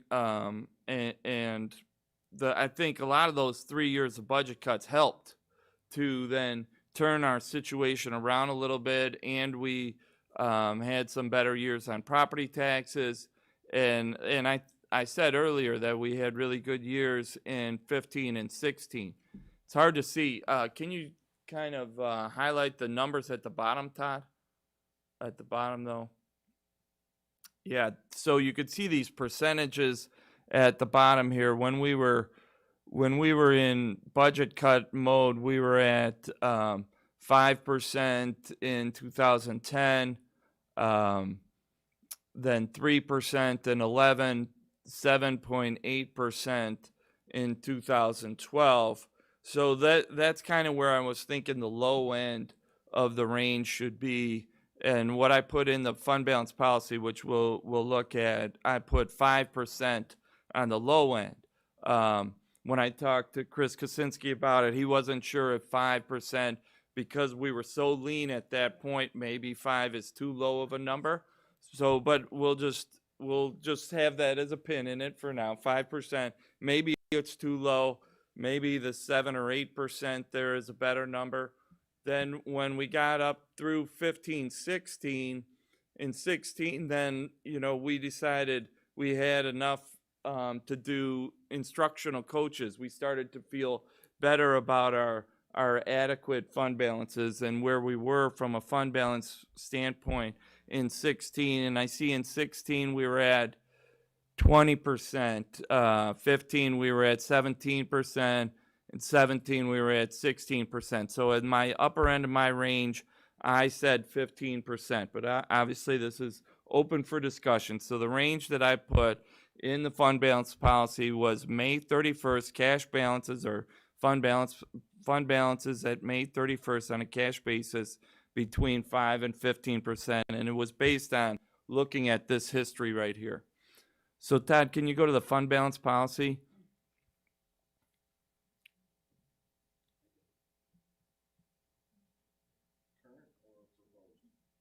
The proposed. So the proposed fund balance policy started, the black is what we had, so the green is some new language, but the black it was always been the intent of the board to avoid short-term borrowing, which is what I was talking about with the liquidity and the low cash flow point, and so the proposed language that I added: the school district seeks to maintain cash basis operating fund balances of no less than the range of 5 to 15% of the annual operating expenses at the cash flow low point of May 31st. I talk about the idea of avoiding borrowing to pay bills. If the fund balance exceeds the range, the administration shall present recommendations to the board for its consideration to use funds that are aligned to the board's strategic priorities. Priority will be given to non-recurring expenses, as well as consideration for abating a portion of debt services, property taxes, for taxpayer relief. So that paragraph is about if you have more than the policy. And then the next paragraph just kind of defines the operating funds. And Todd, can you go down a little further?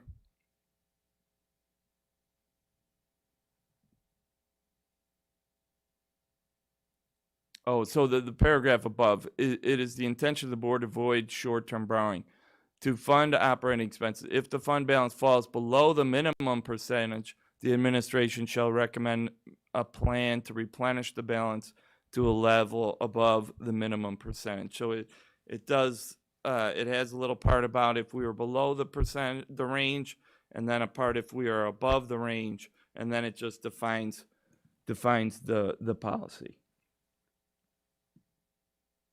So an example of a non-recurring expense could be capital projects. Capital projects, yes. Maintenance. Like- Furniture. Furniture is another one that I was thinking about. I'm thinking of additions to field. Yeah. So, can I put in my 2 cents here. So over the past 12 years, the biggest budget deficit we've ever projected was this year, and that was $5.5 million. So you certainly need enough money in reserve to cover a year like that. You know, I'm going to hope that this is, you know, in you know, using the city's floodwater terminology, you know, once in a century occurrence. So we have a budget of what, Chris, about 135 million a year? Is that what we? 138. 138. So I used 135. 5% would be $6.75 million as a minimum. You know, in the reserve if we just hit that 5% minimum, which, based upon the past dozen years of experience, that seems to be plenty. And then we would go to triple that, I think is too much. I think our policy should ask the board to have a discussion about what to do with the excess when we get to 10%, or, you know, that's about $14 million extra. Again, school districts should be pay as you go. We should not be hoarding the taxpayers' money, but we should have a prudent amount in reserve.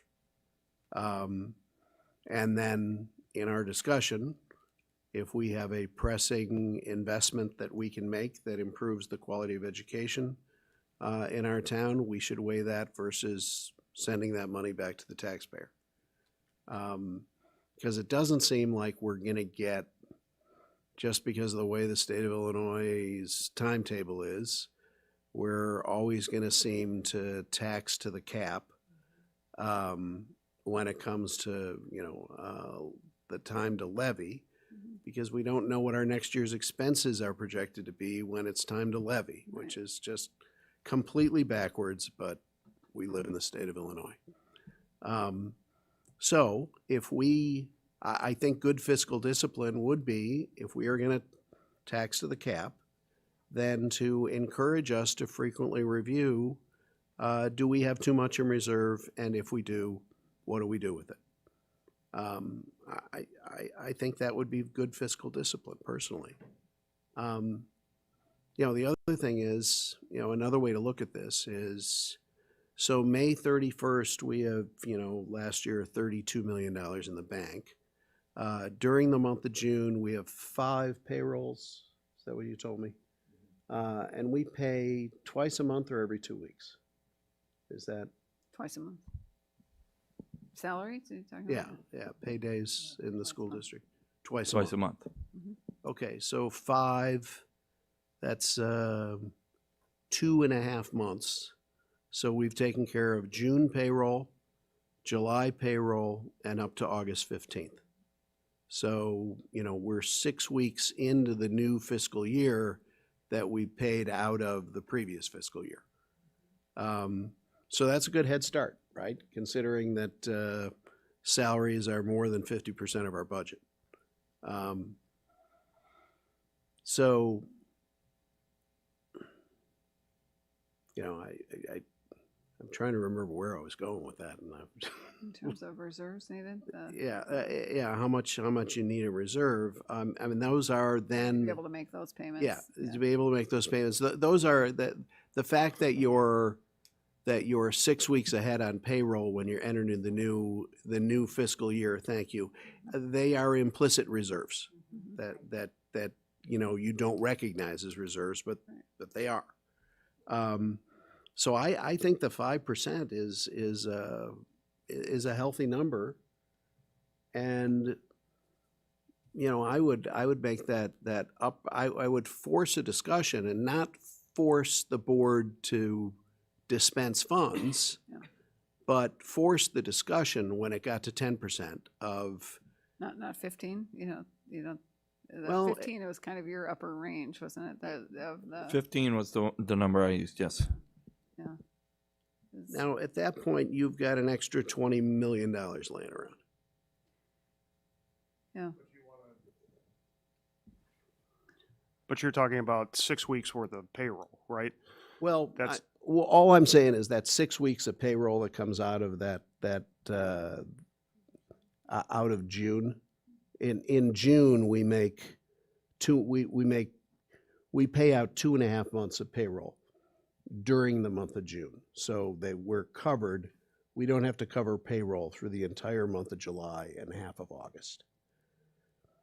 Right, so that 6-week period that you're talking about, the July and the first part of August, that's an eighth of your, that's 12.5% of your total cycle for the year. Right, which are, I mean, you can look at, we're ahead on payroll, so those are reserves, but we don't recognize them as reserves. They're kind of unrecognized reserves. So add that to, the $6 million if you're at 5%. And that's your true reserve number, is 6 weeks of payroll, in addition to the $6 million you'd have in the bank if you were at the 5% level. I mean, the question is, what is the right dollar amount? And then we can transition that to percentages, because, our budget grows every year. Right, so the dollar amount is constantly changing, so Right. you're trying to figure out what is the best number for right now, and then figure out what that percentage is. Yeah, what's so you what's can a use that prudent moving forward. range? Yeah, what's a prudent range to have in the bank, right? For completely unexpected things,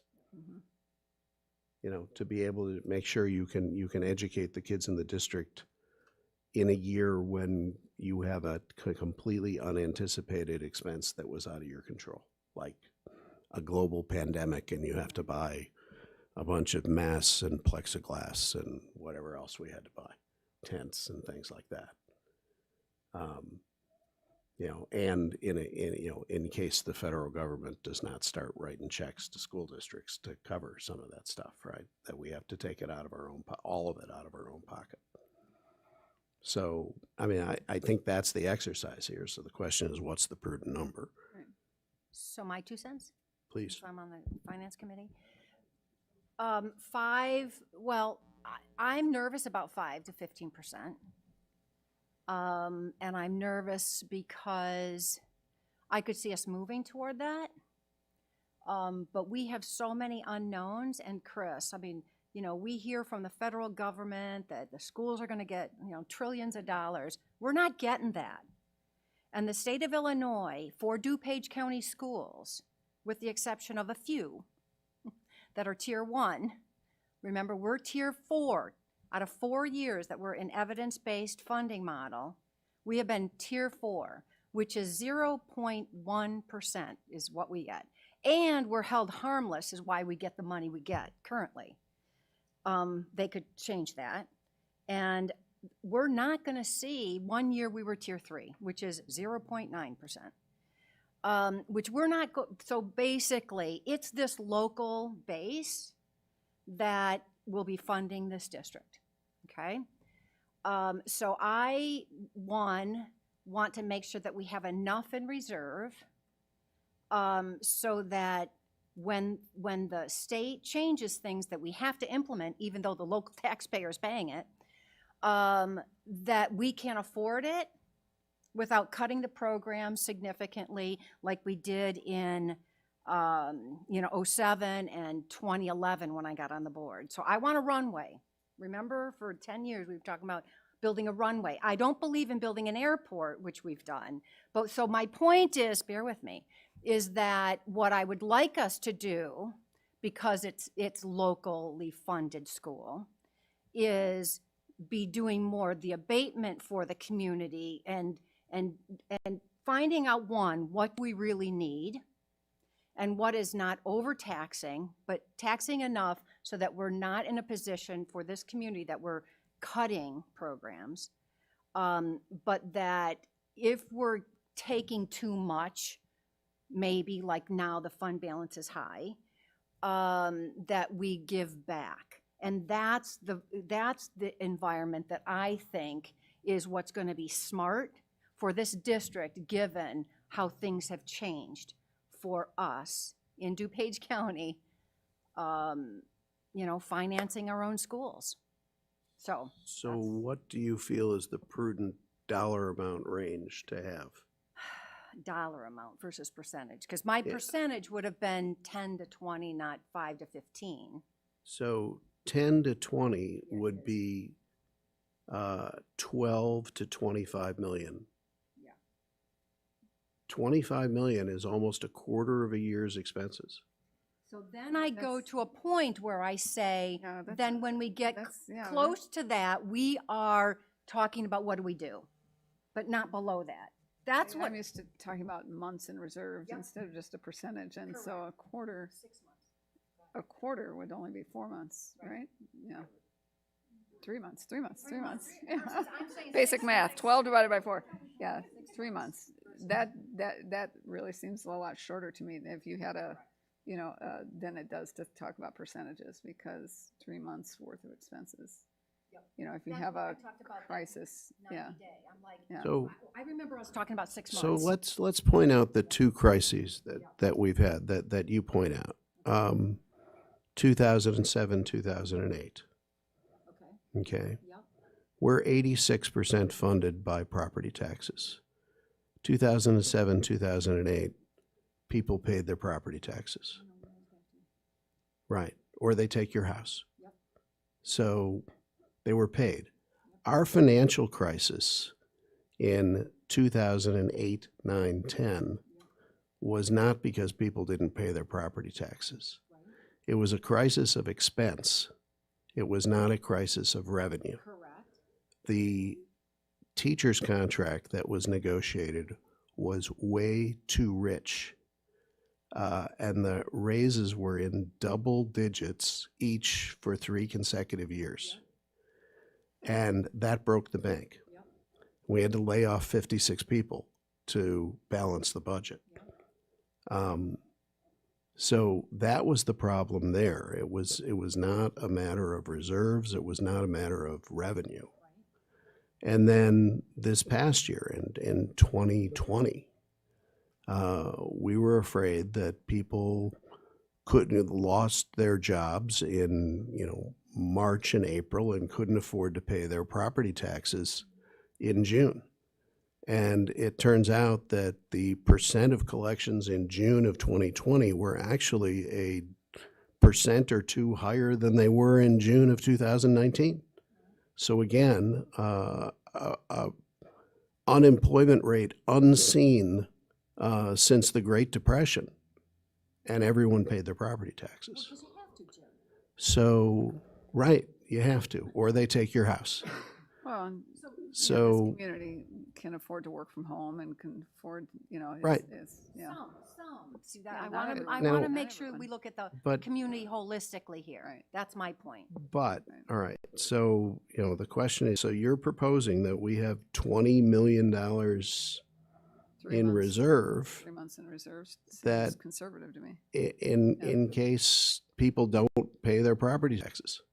Or in case we have an expense, you look at the other, it's not just the revenue, it's also the expenses. If there's something that the state should shift more of the burden, retirement. Yeah, which they've been threatening to do Right. for And over they haven't 12 done, years and has not been done. Right. But something that, we could, I think some kind of incident that happened, a change in that funding that the 3 months in reserves gives you a little more time to plan for how you're going to, it takes, sometimes you can't make those cuts like you did in 2010. Right now, we couldn't do that, but we could over the course of the next year or two. Yeah, it just, 3 months seems relatively conservative to me. Are there any other metrics that would be useful here as far as how we compare to other districts? Or is there a state recommendation, or would you looking for other numbers that we can kind of use for a comparison's sake? I think I have heard the 25% number used frequently, Yeah, I am the too. most. I'm thinking of the bond rating also. I think that's kind of the 25% is kind of to try Now- to get the higher bond rating. Now, also, let's not confuse, because we've changed our accounting. The 25% in the old accounting method, I would be sitting here arguing with you that that is not enough. In our new account, because that number should have been a minimum of like 27%. And we had run that number up to 52% or close to that.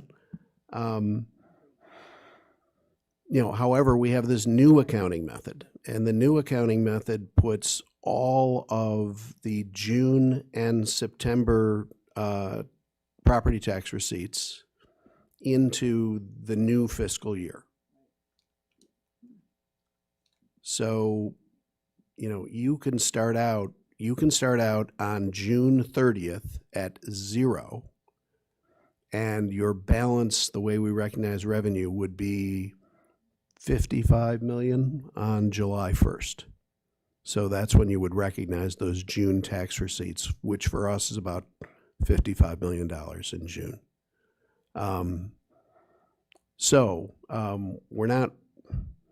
We're not working off the old accounting, we're working off the new accounting. So if you had 0 in the bank on June 30th, you'd have 55 million on July 1st.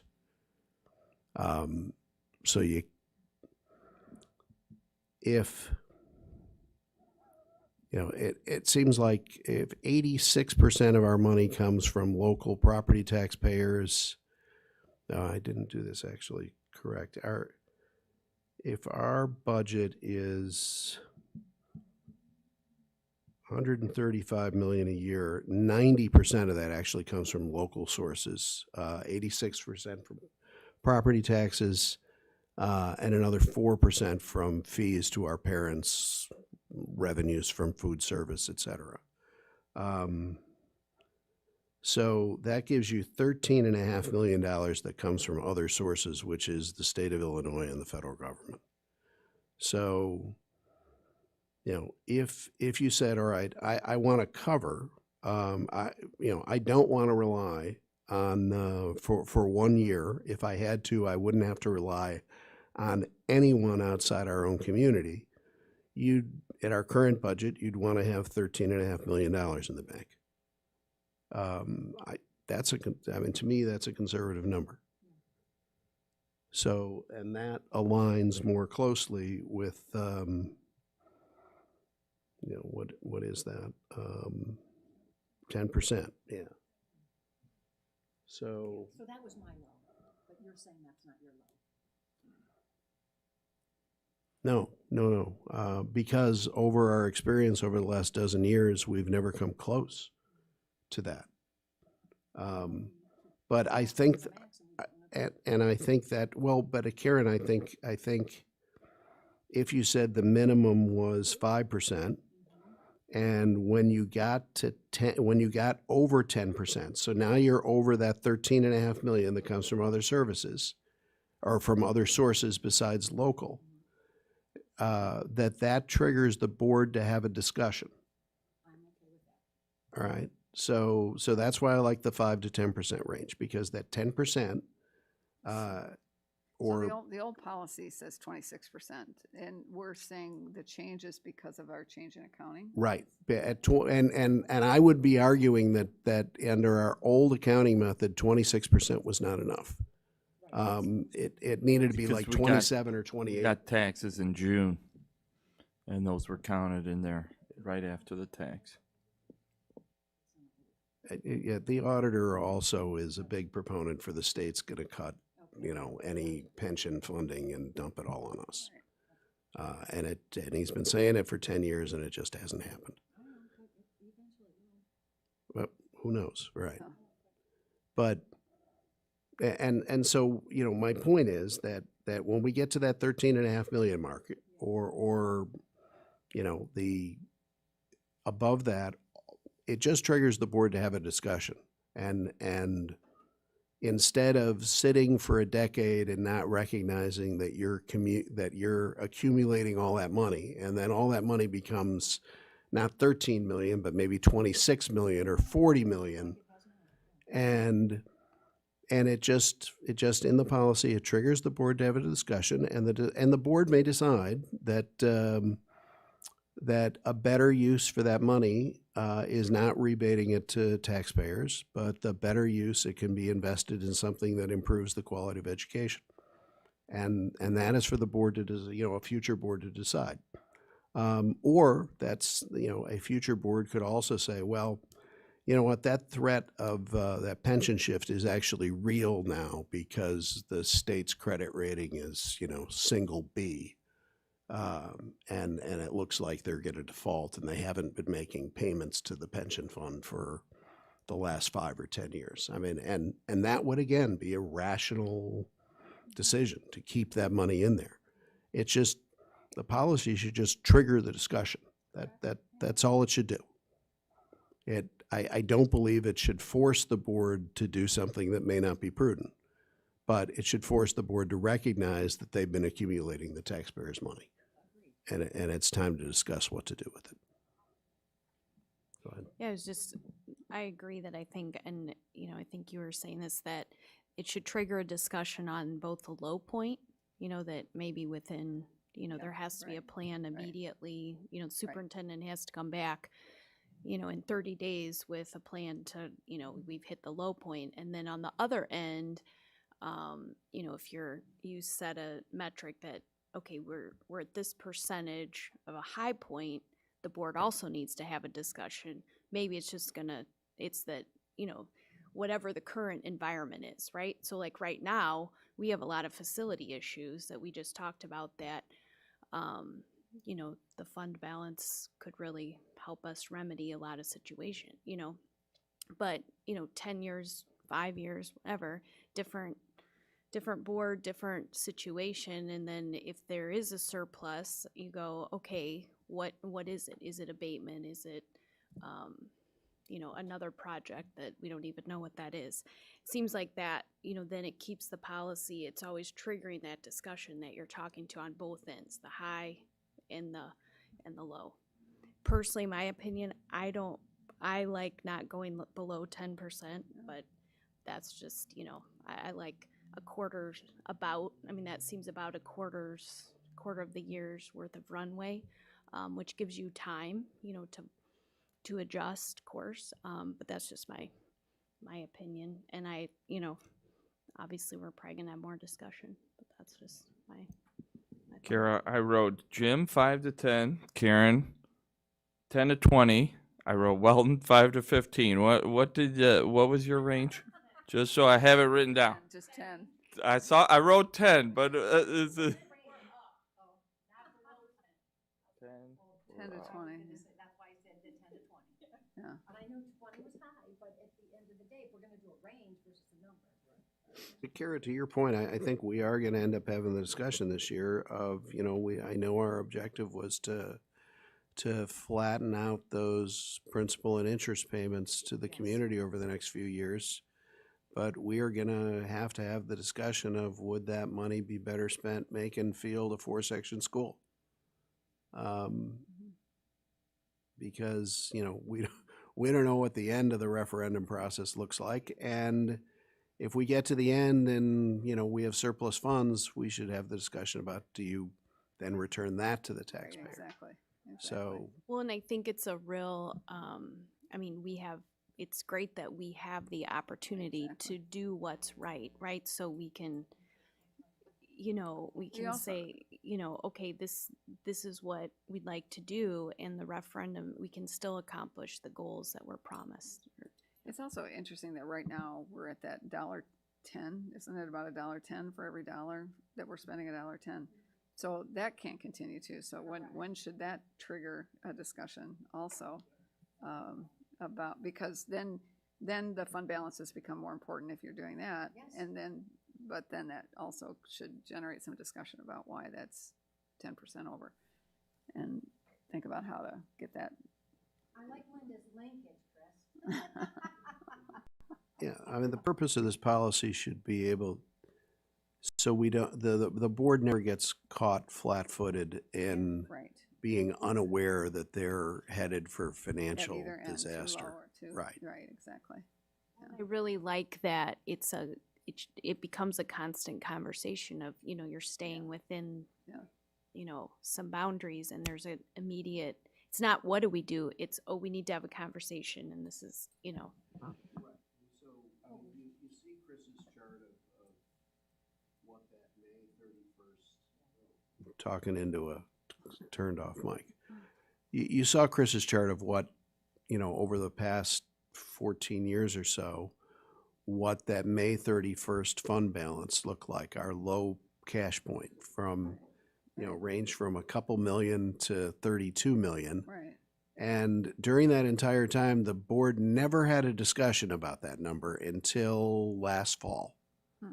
And Well, we did. We said we're building I called it a airport versus a runway. It was Oh. always just supposed to be a runway, but we kept being told that we need this and we need well, this we, and we need right, this. we never, but we didn't have the discussion of what are we gonna do with it? We just kept accumulating it. Besides when we started saying we need to abate and give it back to the Wh- taxpayer. 'cause Which we're was last accumulating fall, too much. which was last fall, right. So that ran for that long. This policy should just trigger the discussion. So that's all I'm saying. Well, and to the point about the discussion in the future and the abatements and do we continue or not, we need to look at, based on what we did last year, we don't want to negatively impact the taxpayer if we don't continue that. So that's just important too. So that transitions us to the next item, and Thank you. that transitions us to the next item, which is the property tax extension update. And this is just an informational item. When we did the levy, we levied a 4% increase, and so then we had an estimate. We had an estimate there because we were abating the 3 million. So we had estimated a 1% overall increase, 1.04.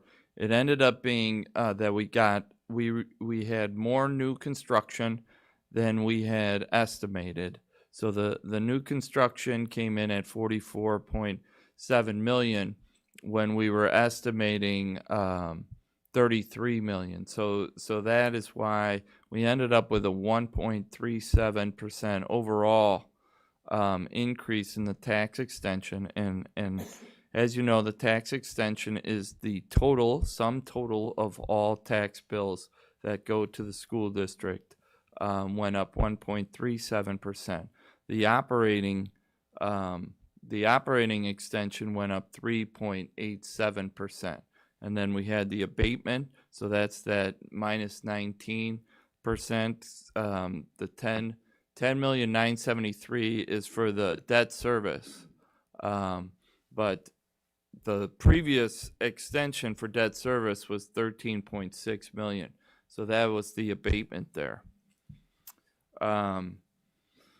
So if you go down, Todd, to the next one, this is just showing what our property values did, and you can't see the number on the far right, but it was a 5.18% in EAV increase from last year. And you can see that the top line is residential went up 5.13%. So I really, and that was, I think, better than a lot of our surrounding districts, a really healthy increase in overall EAV.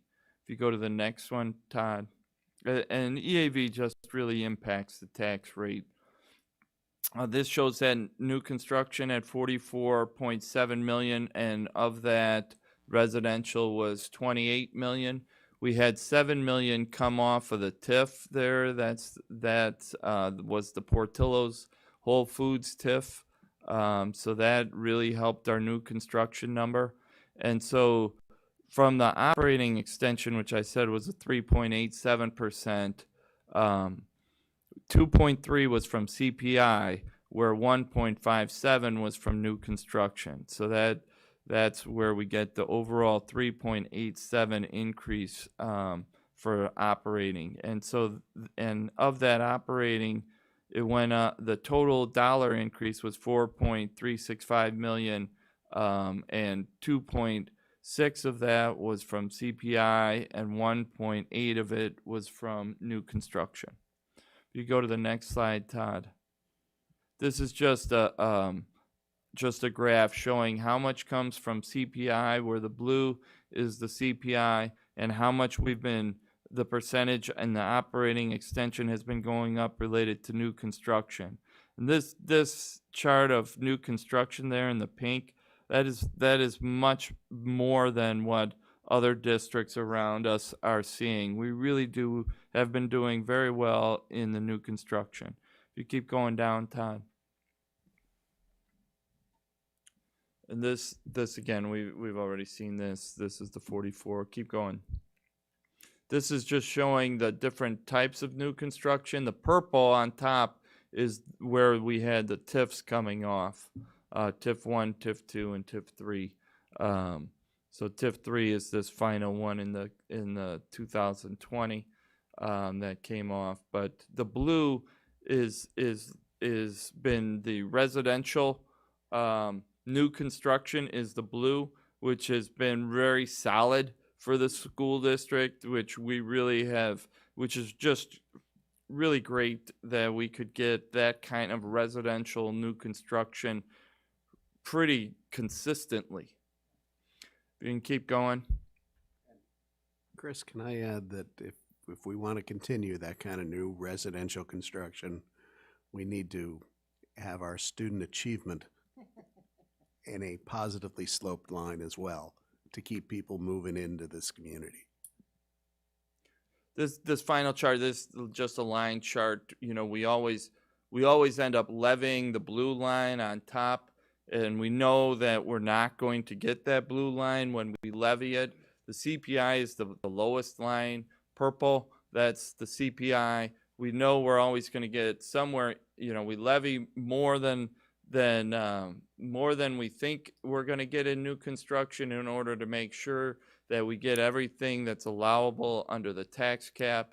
So we know that what we're going to get allowable under the tax cap is the yellow line, which ends up being less than what we actually levy. And that's it. So Todd, I'm not going to spend a lot of time on the monthly financial report, but I'll just quickly, property taxes have been good, and we've, on the revenue side, replacement taxes, for some reason, the state of Illinois told all the school districts, your replacement taxes are going to go down 17%, and all of the school districts are getting more than like 50% more than what they budgeted, because we were budgeting what the state told us. And I've gotten emails from all my colleagues saying, why? No one knows the answer really to this question of why replacement taxes have come in much higher than last year and much higher than what the state had told us. And so it's just, no one understands it, and we're all like, it's great news, but we're not sure why replacement taxes is more than budget.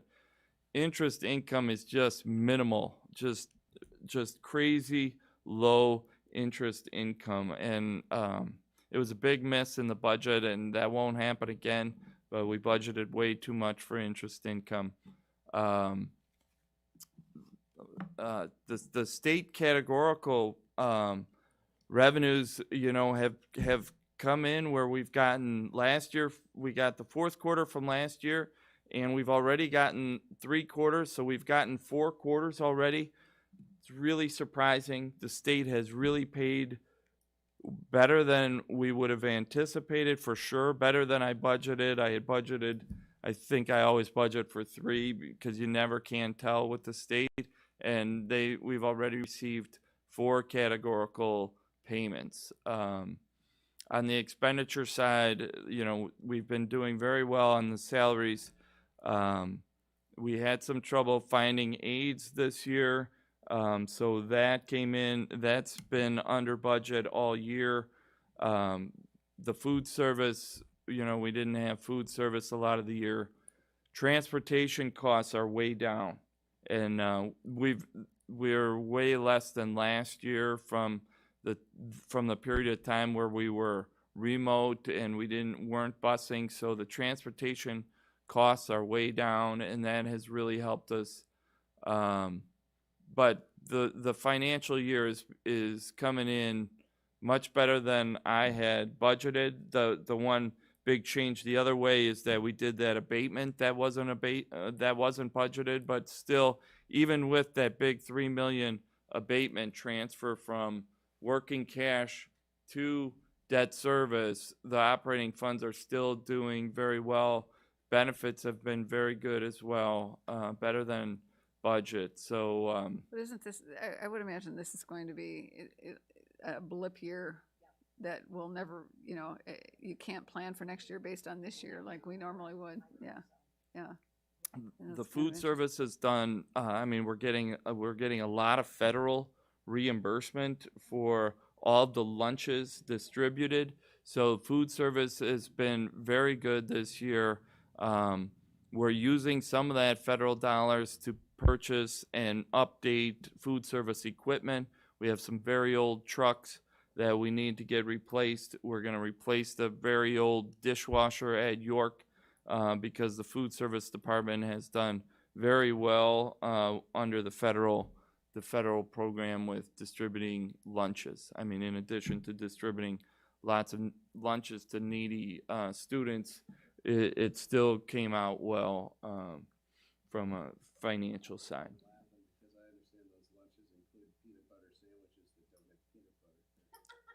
Shelf stable. Shelf stable. Shelf stable. Shelf stable. Shelf stable lunches. But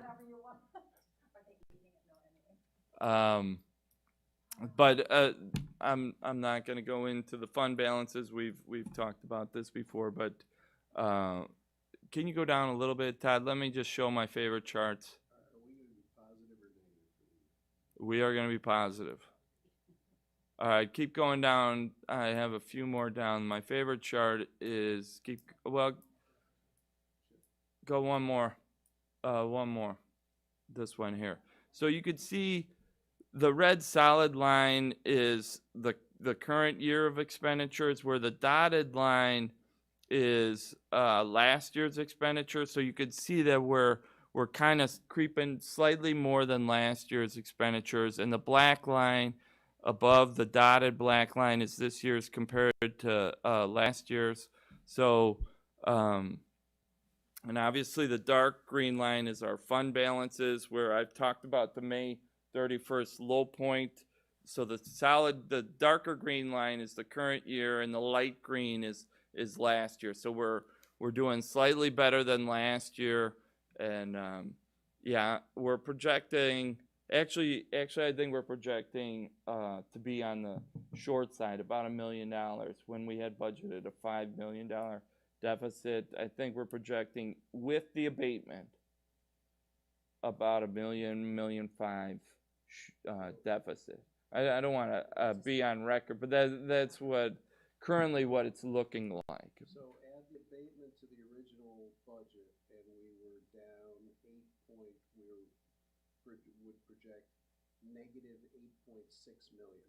5.5 and the 3, yeah. And the 3.1. But we're doing much better, 0.6, yeah. And we're actually down 1, and I rest my case about how much money we should have in reserve. Well, the state really, Just say it. the state really came through, or I mean, better than I would have guessed for sure, that the state is doing better at paying Because the bills federal this year government than came through. prior year. It's Because the federal mind-boggling. government came through. Big check from the federal Well, maybe that's what it is, but That's what it is. government. yeah. We just printed money. We wonder why we see inflation. We should have all these politicians take AP economics.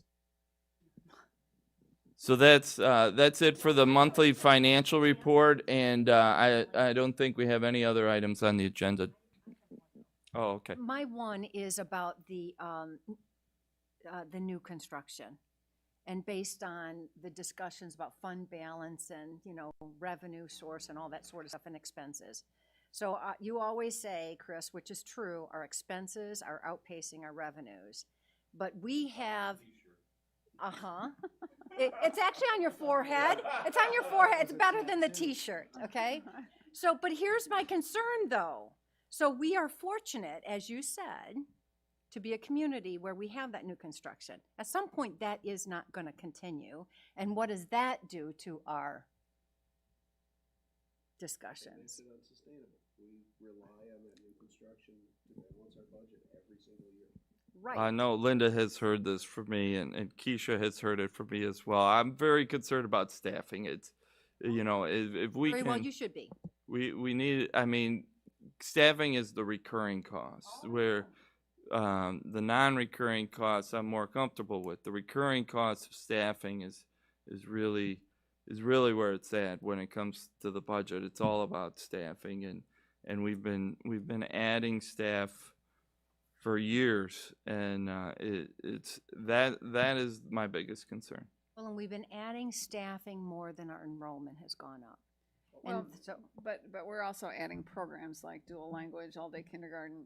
But I think, but I told Chris I would be his advocate, and I want to say that there needs to be a systematic look at staffing, and I think a really careful deep dive into where we've added, why we've added, are there places, you know, are we evaluating the programs, the changes that in staffing, and are there, it doesn't appear to me that there's a really coordinated look at staffing year to year that needs to be done. Yeah, you're spot on there. Yeah. Over the last 10 years, we've added 200 new students and about 100 new certified staff members. So one staff member for every 2 students. That Yeah. doesn't seem Yeah. logical to me. Yeah. Now, again, there are, programs take more staff, you know, and instructional coaches is something, but are we measuring the impact of instructional coaches? Are we, you know, dual language? Are we assessing the dual language program? Are we, and then just, if you're adding here, so if we've got 58 students coming from other schools to go here, are we reducing sections in these other, you know, Yeah, there just doesn't, it just doesn't feel coordinated to me. And you know, I'm new, it's an impression, I don't want to, you know, but it just is something that I think could stand some, Yeah, I'm not Examination. new and I have the same impression you do. okay. and I thank you for sharing that, and I'm sure you're sharing it with Keisha, and we Yeah. look at it, because not only the things that you highlighted, so we'll add a program, or we'll add people, but we won't reduce them when we move programs, Yeah, which yeah. doesn't make sense. But if we connect the dots, it's okay, but we haven't been. And the other thing that Jim talked about earlier, just kind of in passing, but it's so important for us, and that is how better are we getting as we do this? So what's our student achievement? And it's not just about student achievement, but it is an indicator that you share to your community. And that's going to be the deciding factor when the construction stops, because you can't, there's no more We wanna houses to improve tear test down. scores. We And need to, you know, I think it does take staffing and leadership to do the kinds of things we want to do academically and provide the quality of programs that we want to, but just to think about and look holistically and have an integrated, coordinated approach to staffing that's reviewed carefully every year. And agreed with that. And then what is it producing, and what's Yeah. the return on investment? Right. Yep. Right.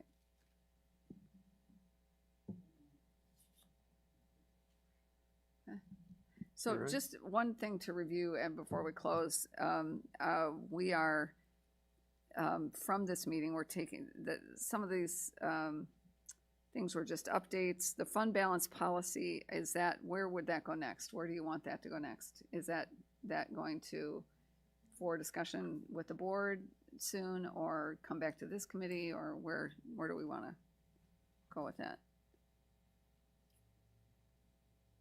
I unless this committee's got some new ideas for that, maybe we should bring it to the board and see what the board thinks. It is not Do something you want to that, make a recommendation for the board to discuss, or, as it's written, do you want that percentage to change? I think it has to go to policy committee first. All right, let's go to policy. The discussion update at a board meeting, an update for this. I feel like it should have a recommendation that goes to the board, and so if it needs to go to policy committee first, that would probably be the way to go. I would although, think. as this committee can come to a consensus on what that range should be. Yeah, then we could, yeah, Right. what's the middle? 10 to 20? We were the same, were we? Anyway, a little high, Jim, I know. Yeah. So negotiate. Could we go 5 to 20? Actually, that's, that you don't get alarmed till it's over 20, but 5 is actually, yeah, kind of low. Yeah, yeah, to think about being alarmed, yeah.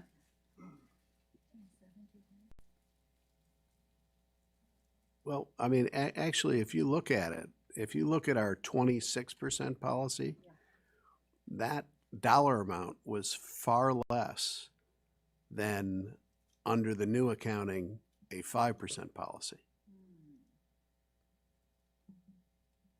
So we should have been really nervous at 26% under the old accounting, if we're nervous at Yeah, with taxes 5% coming under in the in new June, yeah, accounting. Yeah, So yeah. I,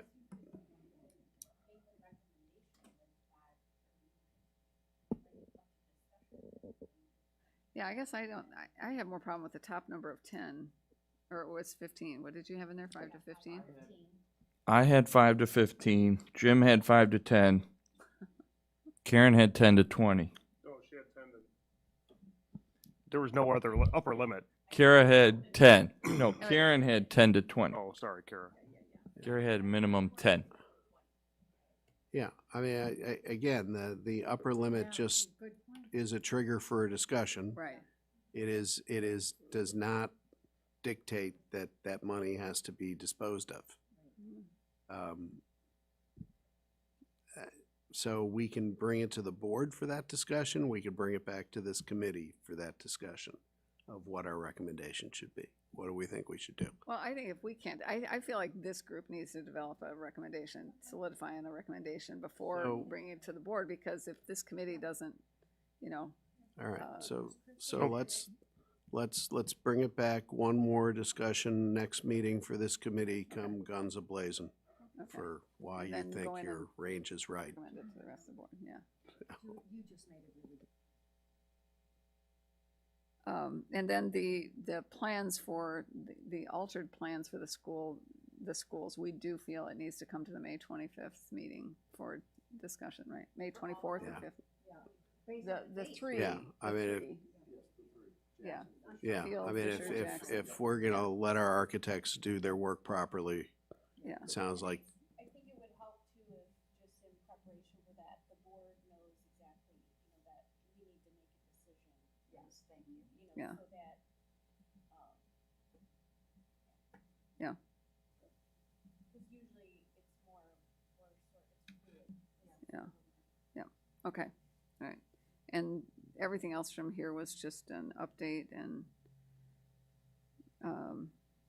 yeah, so we don't need anything else to go to the board actually for approval, right?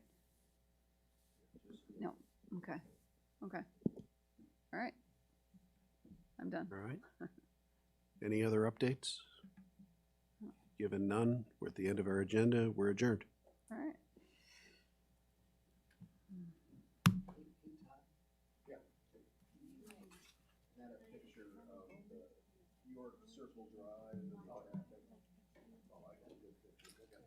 It's terrible here. Yeah, I know. Yeah, yeah, yeah, I know.